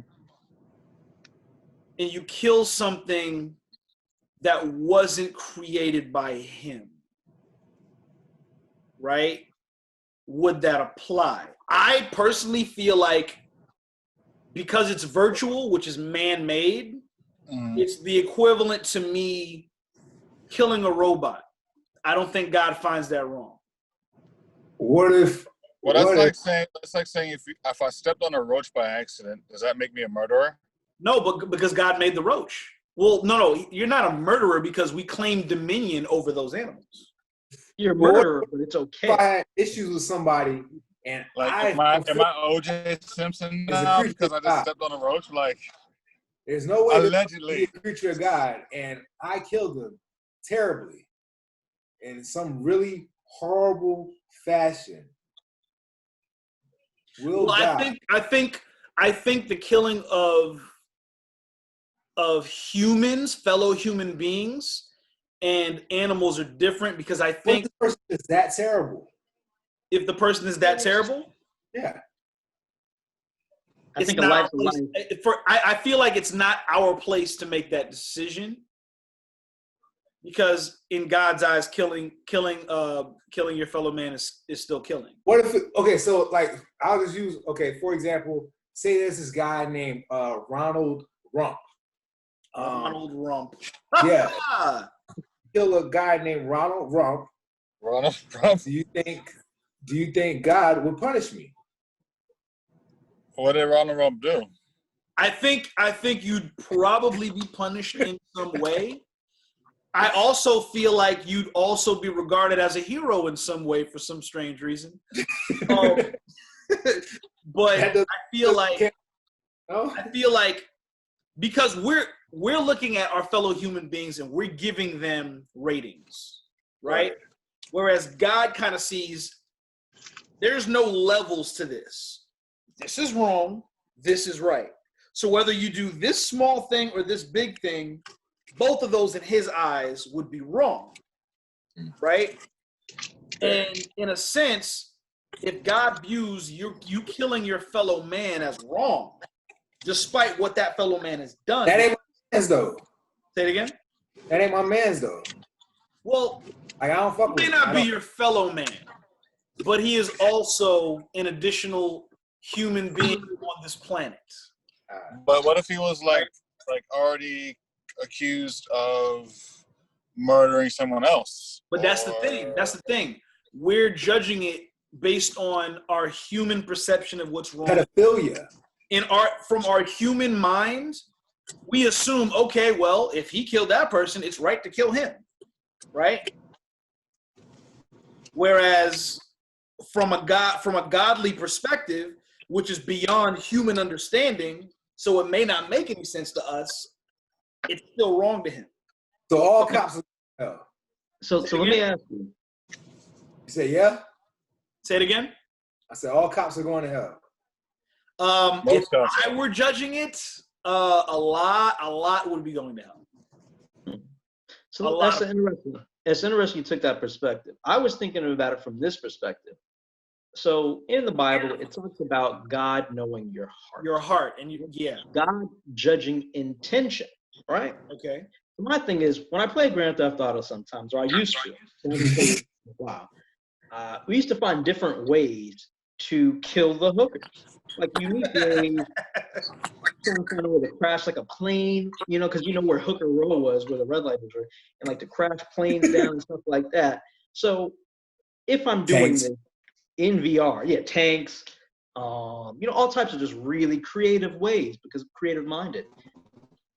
So God sees that and he's like, you know, it's a game, but his heart is in a very, very dark place. Or you know what? And after that, I got one more question for you to think about. I got one more little twist. We have an additional twist.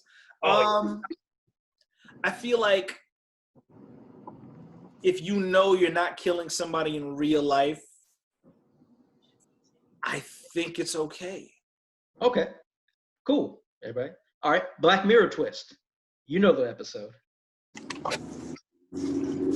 Yep. Huh?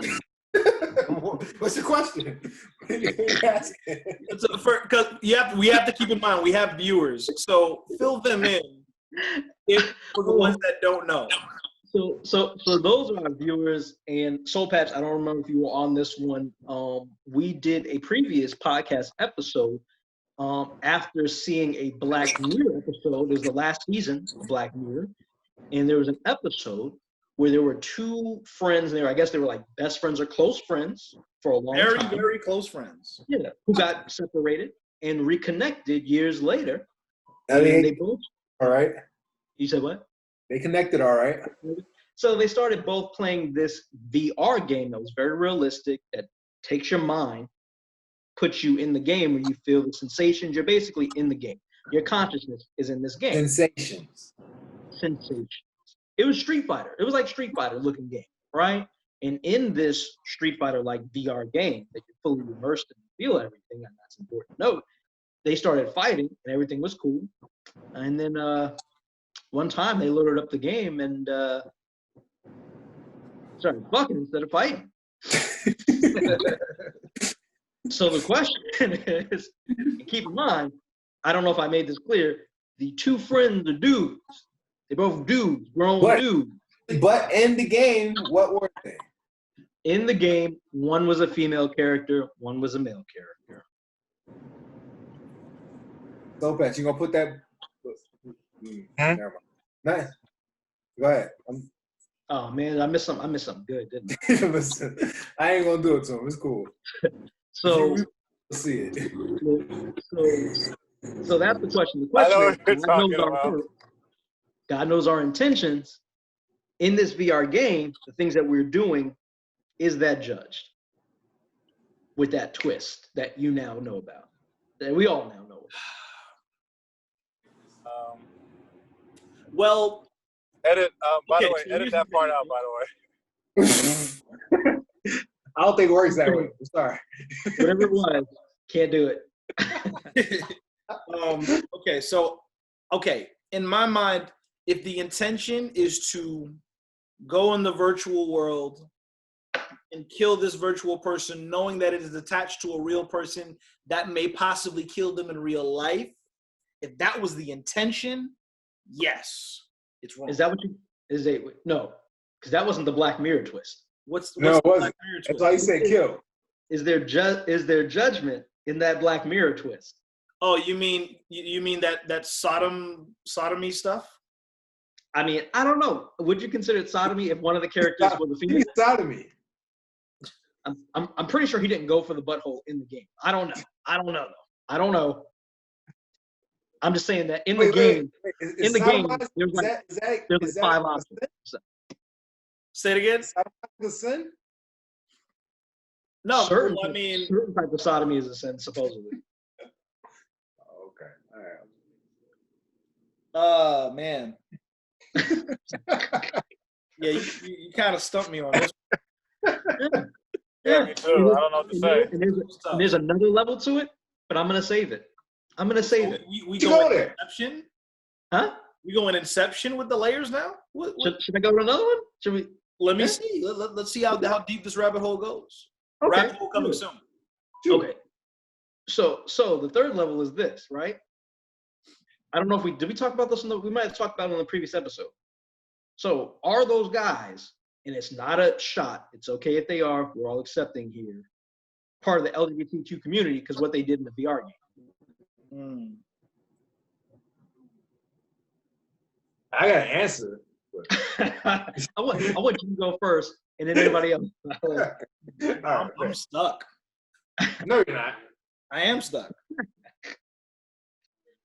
So maybe I should rephrase it. If you suck a virtual penis, does that mean you're part of the LGBTQ community? I feel like yes. I feel like you are. Okay. Why? The fact that So, you want to If I'm a experiment. killer in a game, I'm a killer in real life. Say it again. That's what I'm saying. Like, are you?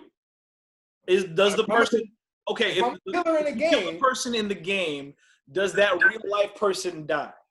no. But if I'm a killer in the game, am I a killer in real life? I don't think you're a killer in real life. So You're not taking a real life, but at the same time, if your desire is to mess with a penis, whether it's virtual or real, Yeah. it's still a little squeamish. That's the gray area. It's like, be careful. it goes back down to intention. It's Is not your squeamish. intention It's your not your intention to tea. play with a penis? It's not your cup of tea. It's not my cup of tea. You're not allowed to be squeamish because of homosexuality. No. The homosexuality thing doesn't really affect me like that. It's the penis sucking. It's yes. That's what Specifically. that's what it would be. Not the butt stuff. That's not my cup of tea. So interesting. Yo, Soulpatch, my nigga, are you driving? Yeah, I'm driving. Hey, man, we don't condone that type of behavior. You can't be, podcasting. Yes, say. I mean, you can still talk. yeah, Do it with the phone. I Put the phone gotta- somewhere. We can still hear you. Just put the phone somewhere. Those people do not approve of video chatting and driving or texting and driving. We really don't. Nope. I We don't really know. don't. Let me just pull over. No. So- You can talk. Just don't look at the phone. Don't Put the look phone down at somewhere. the phone. Don't die during this video. Oh shit. Yeah, fuck. You can't Really? say stuff like that. You can't say stuff like that while you're driving. Come on, bro. That's it. So Soulpatch is gonna single-handedly end the podcast. Your death can't be edited out either. Due to legal reasons. This is being uploaded as is. Right. Like we can't edit your death out of the podcast. Yeah. That's not something we would like to witness. And the fact that I would have to sit here and actually attempt to upload it. Is somebody beeping at you?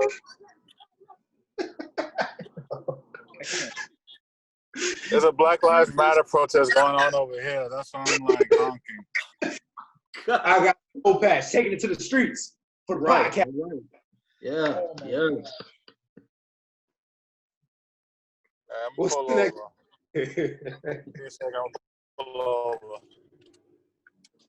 There's a shopping mall I can pull over. There's no one gonna bother me there. Yo, what if he parks right in the middle of a riot? There's Soulpatch Adams. Oh my God. I want to call y'all back. Unless y'all want to see this. He flipped his car. He's in. Soulpatch Adams in the He gonna be on streets. He gonna be on the scene like the news. You gonna get glass Okay, breaking I'm all over sorry. the place. Oh man.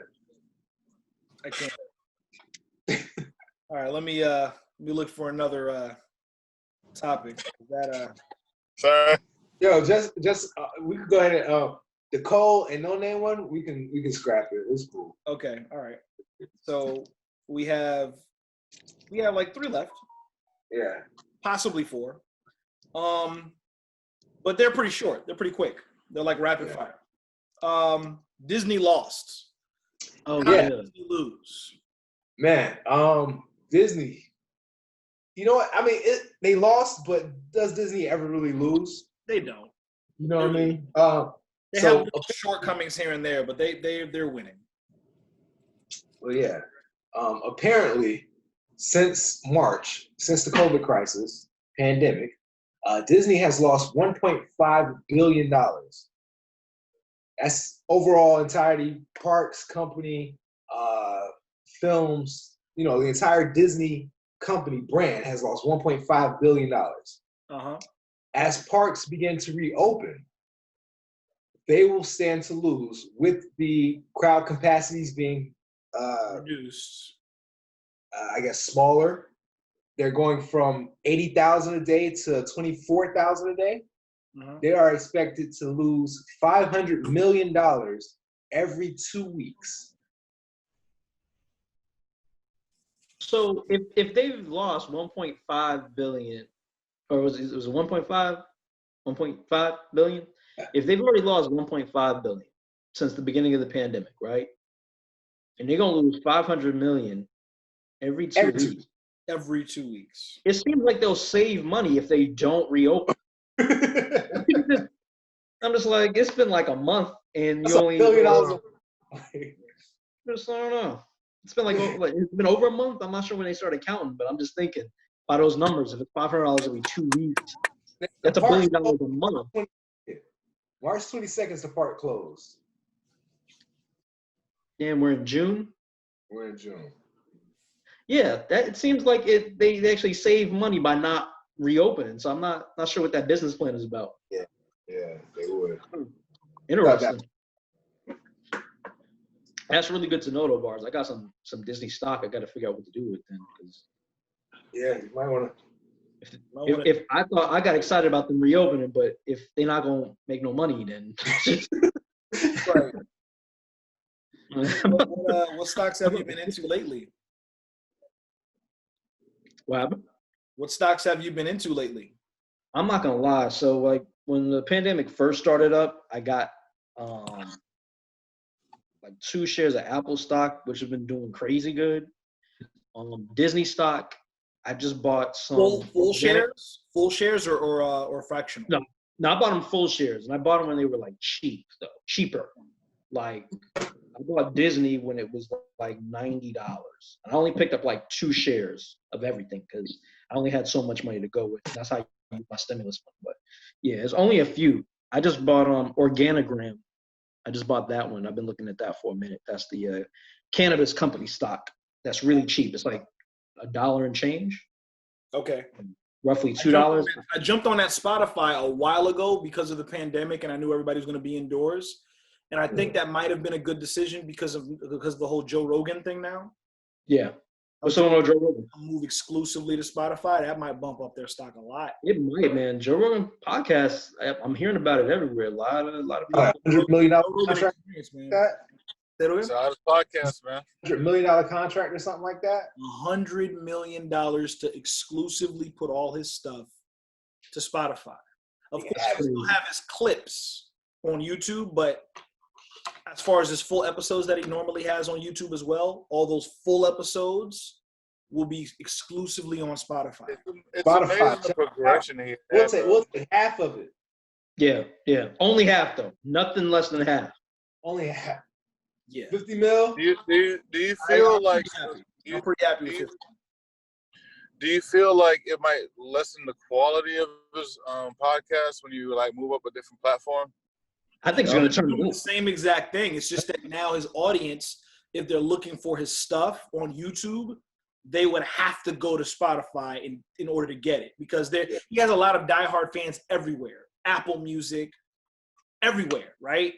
And now they're going to be forced, if they want to continue listening to him, to go to Spotify. Plus, it's $100 million. His stories. $100 million. He's good. Yo, you good? I know I heard like some shots going off. Like, what's going on? Okay, come on, man. You can't. A lot going on, man. It's a lot going on. All right, let's hurry this up. I was hearing something going off. Like, all right. AMC movie theaters says masks on.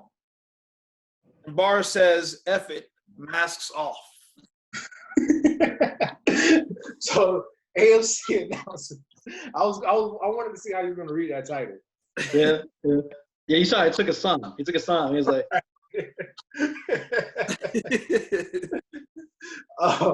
AMC announced that they're getting ready to reopen, and originally they were requiring patrons to wear masks while viewing the films. Mm-hmm. and now they're saying it's optional. Okay. I was wondering how do you guys feel about that in regard? Do you guys plan on going back to the movies once they reopen? Well, apparently they I don't know, like, to be honest with you, one of the main movies that might lure me back is Tenet. But even that, I don't know, because I don't know what that looks like. I don't know what the seating looks like. They claim they're going to be partnering with these cleaning companies to take extra measures to make sure everything is clean. But do we really know if that's really going to happen? Yeah. It's funny you said that, because I have a feeling there was a movie, was it King of Staten Island, a movie with Pete Davidson? Yeah. Yeah. That was in theaters for like a week or something like that, and it got pulled immediately. Straight to Supposed stream. to be strictly on demand, right? And I thought that was weird. And I'm wondering, with movie theaters opening back up, will they restrict that access to drive-in theaters? Because I'm more inclined to go to a drive-in theater if they have new movies. Absolutely. And Yeah. I am a regular movie theater. Yeah. But I wonder if they will restrict it in drive-ins to try to force people into regular theaters because of how much money they make in a regular theater compared to what they make at a drive-in. Well, we got one down here in the Thunderbird. I mean, that's classic. People are so. And then I'm gonna see if my cars go there now. Hard Rock Stadium is becoming a drive-in theater. Stop. Really? Are they doing that Yeah. permanently? I thought it was just like for like a week or something. No. Like that's a thing. For real? That's a thing. Yeah. So Have you been out there yet? basically, It's started? on the times that they don't We should have go take a sporting tour. events and games. Yeah. I think they started this week. So when they don't have sporting events and games, that's what they're using it for. Yeah. If they're even is going to be an NFL season, they don't know. So they got to find something, some use for it. Wow. You know what I mean? We might have to experience it just to see. Yeah, I'm down for it. They claim there's going to be some barriers between certain seats. I don't know how that's going to look, but we'll see. Hey, you know what's funny about that though? When you think about it, I feel bad for the people who licensed the stadium. Who licensed the stadium now? What's name owns it, right? Hard Rock has the licensing for like a while. Yeah. Right? Yeah. They're not gonna miss out on this, and they're No, they're not. Yeah. They just got their guitar hotel built, so they're good. They're set. Yeah. All right. Yeah, One more thing before. Well, actually, no. Two more things, which is real quick. High fashion exclusively at its finest. Please share what that is. I got I to. have no idea. So, guys, when it comes to high fashion, when it comes to like the Louis Vuittons, the Gucci's, the Versace's, all of that, it's all about what makes it unique. Sometimes it's about the design. It's about how it looks. Sometimes it's about the fine quality of the leather, of the feathers, of the fur, right? There is a small designer who made a very unique bag. You could call it one of the most unique bags ever. Would anyone care to guess what makes this handbag so unique? It has a pocket On on the outside. It's an awful guess, but no judgment, no judgment. So maybe this will help. So the handbag is made from ethically sourced materials from Canada. Ethically What is sourced? ethically sourced material? Yo, they cutting up niggas? Actually, yes. The bag is actually made out of a human spine. The handle of the bag is a human spine. Wait. Did they have to kill the human in order to get that spine, or was it? No, Was it just bones that was from a dead person already? Person already passed away. That's where the ethically That's still sourced. bad. Like that's I still still bad. wouldn't get it because, like, does that mean that person's going to be haunting you? Like, I don't know, man. Yeah, you got it. Well, that's bad because it might have to be like a get out situation where more people are gonna lure people in to like take their organs and use them as I don't know, as fashion accessories now. And that's the picture of the bag. That's pretty creepy. If you haven't seen it. That's like a Jordan Peele movie. Yo, what the fuck? Wow. It's a thick ass spine too. Wow. Yeah. So Okay. Well, enough about that. how do you do your ratings, Sir Danger? Yeah, you guys are gonna like this one because of what we're on right now. It actually is about this nice platform that we can actually host this amazing podcast on. So this is a story that came out early on in the pandemic, and I thought was hilarious. Some people may not have been aware of. So this app that we're on right now, Zoom, not a plug, but Zoom, it went ahead and got all the way down to like a 1-star rating in the App Store when the pandemic started. And you're probably thinking, why would it get a 1-star rating? I mean, everybody's on Zoom. Everybody was flocking to Zoom before. They were using it for schools and all types. Like Zoom was like one of the main apps used for us during social distancing, right? Mm-hmm. Let me go ahead and read to you some of the ratings and the reason why it got such low ratings. Worst experience I've ever had. It's just a waste of time, quality. Voice is low, not clear. 1 star. Okay. They had a problem with the voice quality. Okay, that's fine. Understandable. Right. It happens. Right. Bandwidth may cause that too, but we'll leave that alone. Yeah, not a problem, right? So then the other one is, our school is using this because coronavirus, and I don't want to do school. So gotta rate it 1 star. But aren't a lot of the schools using Microsoft Teams? I guess their school is using this one, and just the fact that they're using this, and this person doesn't want to go to school, is enough to give it 1 star. How about another one? Don't want to study through this app, so giving it a star. No offense, though. Are all these like ratings, I guess, monitored? I mean, not really. You post them on the App Store. They're your opinions or your experience based on the app. The only thing is that these reviews, a lot of these reviews are not based on the app. It's based on how people feel about having to be social distancing. Yeah. Just because you don't want to So study, in a sense, they're voting it down. Yeah. Without even actually giving any resourceful information about the app itself. Yeah. Oh, except for like this one. This one says some ass app. So that one's pretty constructive. I'm gonna give you that.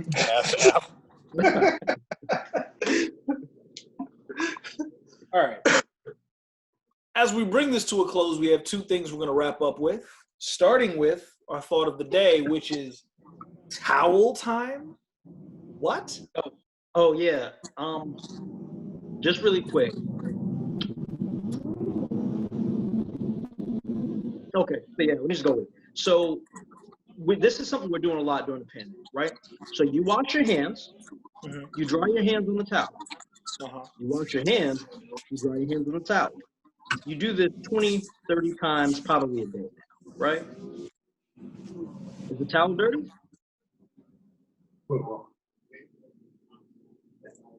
Technically, it's not if you're washing your hands with soap. But your hands are clean. If you're washing your hands with soap, your hands are clean. All you're doing is drying your hands, right? Right, but eventually that water is still on a towel. So what makes the water dirty if your hands are clean? Moisture and air. Moisture and air makes dirt? What? Does moisture and air make dirt? Is that where dirt comes from? Air makes dirt in moisture. It causes mildew or something. But you hang the towel dries every time. Does it though? Dry of what though? Moisture? Yeah. You come back, because when you come back to the towel, right? The towel is usually dry. Yeah. You ever smelt your towel? Yeah, the one I used to take a shower with. Sure. Have you ever smelt it after a week of taking a shower? Maybe. So you're saying the towel? So BarZ is saying that the towel is dirt. Eventually, it becomes dirty. I think eventually it becomes dirty. The more and more you use it, if you don't wash it. I think after a period of time, you definitely need to wash the towel. So though it doesn't come in contact with dirt, it somehow becomes dirty through that repetition process. Yes. All right. Build up. Cool. That was it. That was my thought. Oh, I thought this was going somewhere. No, I don't know if we talked about it. We talked about this. I thought it was similar because I thought we talked about the soap thing, right? BarZ, you talked about the bar soap. Yes, BarZ soap, water. Yeah. Well, I mean, that's why a lot of us may use body wash instead, because it's always a fresh new batch. You're not using the same bar against your body. You're getting a bottle of body wash that you spray, and you use that to clean your body.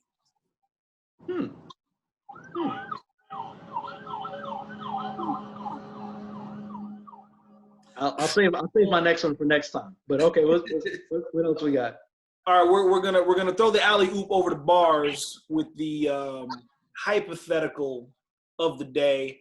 Everybody prepare to squirm. All right, so fortunately for you guys, I have found an incredible list. Awesome. Unfortunately or fortunately? Fortunately for him. Unfortunately for us. And these can be quick. It can be, however you guys want to do it. We can do multiple. We can do one. You guys can pick. Would you like to do multiple, or would you like to do one? Let's do one. Okay. I need you to pick a number between 1 and 21. 17. 17. Everybody agree 17? 17. Are you sure we haven't done this one? Because there's a real weird one. We had to pick a number. It had something to do with the age of somebody like you slept with, and it was something about being legal or illegal. It might have been, possibly. What? Did you say 0 and 21 or 1 and 21? 1 and 21. Between 1 and 21.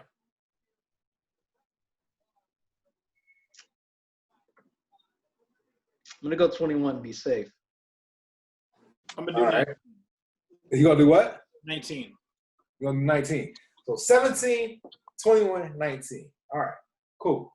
So you guys gotta answer these questions individually. So Soulpatch, you went with 17. We get you out the way. Like you knocking people on. We get you out the way. All right, you ready? Yeah.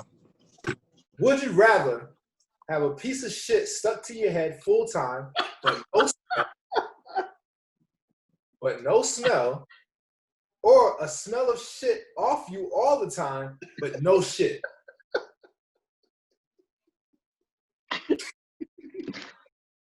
Oh man, I chose the wrong number. That was a good one. No, it's just like I didn't really. I'm trying to. Would you rather have a piece? All of a sudden, you don't understand, and his phone breaking up. Okay. Would you rather have a piece of shit stuck on your head with no smell, or smell like shit without the shit?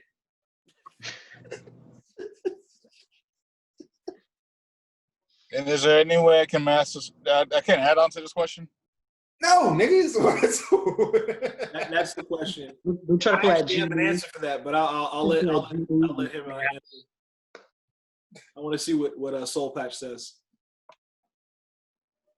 Yeah, that's a good question. I don't know. That's a good question.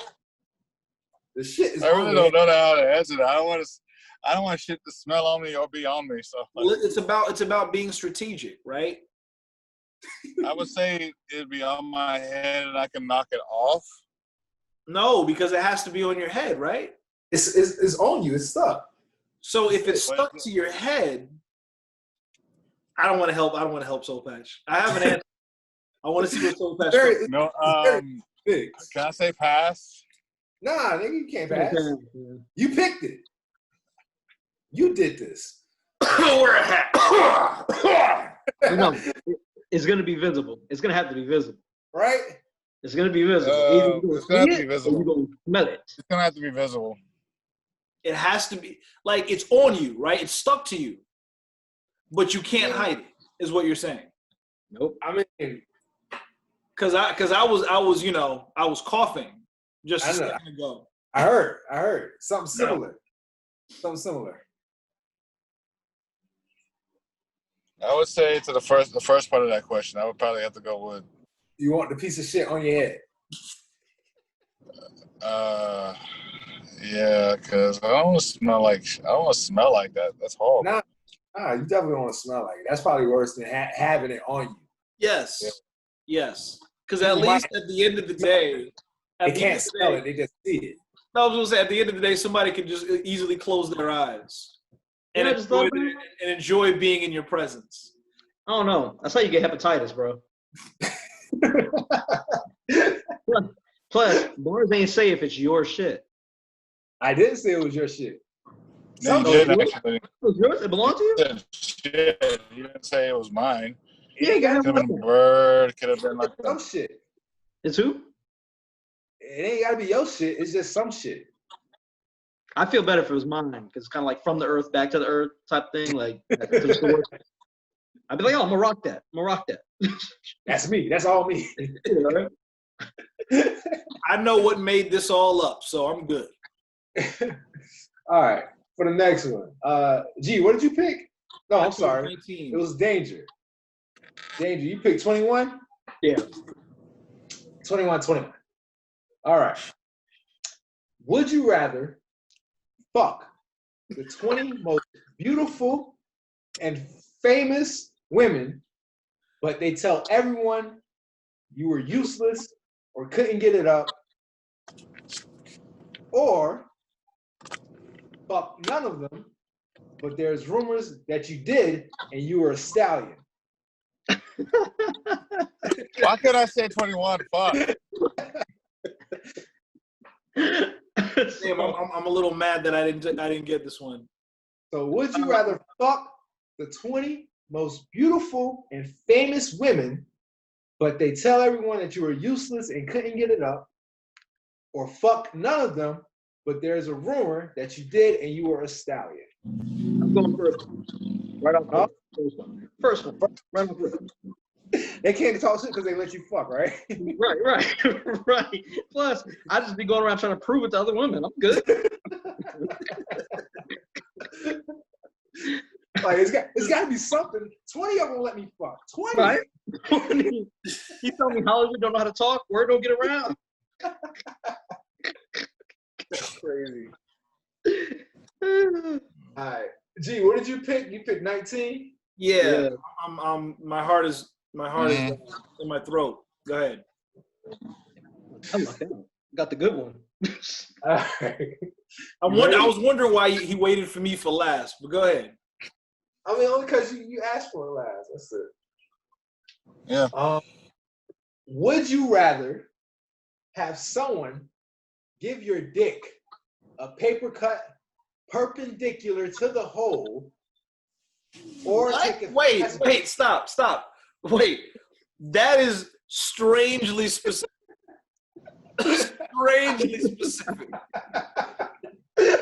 It wasn't just some regular cut. It's perpendicular.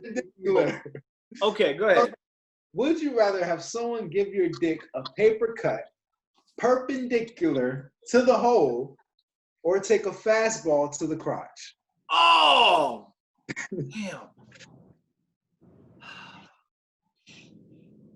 Talking 110 miles per hour. Yes. And then there's going to be swelling. This is the worst one. Probably bleeding. Hey, I'm going to have to go paper cut, man. With that paper cut? I'm going to have to go with that paper cut. Hey, good choice, G. Ain't a little gone. Ain't a little gone. I feel like I would have took the fastball. I'm chancing your aim. I would have done the fastball because at least I can recover that. You know what I'm saying? Like, I'll take a fastball to the stomach instead of a paper cut. Yo. Yeah, but I'm not taking a fastball to the balls. Yeah. They gotta aim. They gotta hit it. Yo. No, but the way the question is framed, right? It means I have to take it, which means if they miss, I didn't take it, which means they have to do it again, which means the anticipation builds, because now if they miss, it's going to be 10 times worse the next time they try it, because I'm like, crap, that was a close one. They missed this time, but now I got to anticipate the next time they actually hit it. This is true. Yeah. Plus, with the paper cut, you could always make it a scene as if you actually got cut when you did. Yes. Ooh, ooh, ooh. That's awful. Get the hell out of here. Where did they get to choose the paper though? Say again. Choose the paper. They get to choose the paper, or I get to choose the paper? They get to choose the paper. Think about all the kinds of paper. It could be construction paper, loose leaf, sandpaper. They gonna use that sharp paper using origami. Nigga. I don't know, man. I feel like the paper cut would probably heal quicker. It depends on the paper. No. What if they use sandpaper? Wait, hold on. Stop for a second. I feel like Soulpatch got a paper cut on the penis before. No, but It's like, nah, that shit don't hurt at all. I mean, I've had a paper No, cut, but not on that area. I had a paper cut on my finger once. That hurts. It's just the way you said no was with so much conviction. And I was like, okay, he must know something. No. All right. So I'm gonna give you guys a chance for me. Pick a number 1 through 21, one that hasn't been picked. Danger, 5. you want to do the honors? 5. Damn. Nigga. Oh my God. This is the worst one. Yes. Would you rather fuck your mom with your girlfriend's mind or your girlfriend with your mom's mind?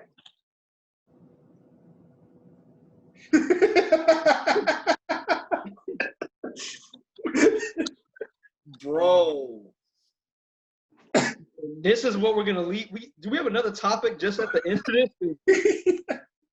Yeah. Oh. So? Well, what's your decision? Now that everyone's over that initial shock, BarZ, what you gonna do? What are you going to do? I'm gonna fuck my girlfriend with my mom's mind. That's what I'm gonna do.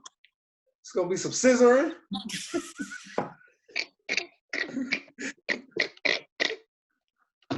There's no reason.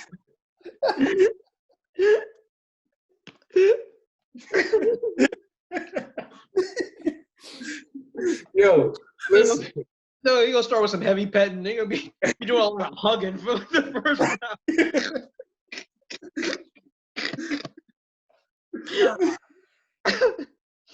Oh my God, you're awful. I'm very glad that I didn't choose number 5. So I guess you're gonna hold on to this list until we eventually finish it. Oh my God, number 6 and number 4, number 3 is bad. It's awful. So now that you've seen them, you can't. You're not. This, huh? So now that you've seen them, though, you're not gonna be able to choose yours. That's why I let you guys. We're always gonna. We're always gonna be choosing. We're not gonna pick 3. None of us. I don't know if y'all gonna pick 3, but Listen, you may have to. You might run out of it. Yeah. yeah, we might run out of it and be at the I'm last gonna one. do it just to say fuck it. Yeah. So I got a long list. I got a few of them, but Yeah. Bookmark it. Yeah, definitely. Yeah. All right. Yeah. All right, man. Yeah. Bookmark. The fire is back. Yes. Sort of. Yeah. Sort of. sort of. Man. Yeah, man. Hey, a question though. G, with it being Father's Day, happy Father's Day to you, brother. Yeah. Do you think with the way times are right now, it's more important than ever for fathers to be celebrated? And is it also a time for fathers to be celebrated on Father's Day just like mothers are? I feel like it's long overdue for fathers to get the recognition that they deserve, simply because we hear so many stories about fathers not being around that the fathers that are around need that much more recognition and respect for it. That's how I feel. I agree. So, Yeah. it's deep. Yeah. See, that's a nice note to leave. Thank you. Yeah, that was a great way to end it, because that cliffhanger earlier. Good Lord. Whew. All right. Just Well, happens after though. Like, I wonder what happens to the mind after. Like after I fuck my girlfriend, does my mom get her mind back, she And now your mom has to look at you a certain way all the time, every time she sees you. Word, like that Thanksgiving dinner gonna be awkward. Real awkward. Stuffing the turkey. Your girlfriend's gonna be sitting there like, why are you looking at your mom's like that? And then she might try to get me to scissor with her. Like, we've done it before, really. Or she might try to walk in next time you and your girl are together, be like, hey, Yo, all right, on that note, dangerous. As always. Keep supporting those people, because when you support those people,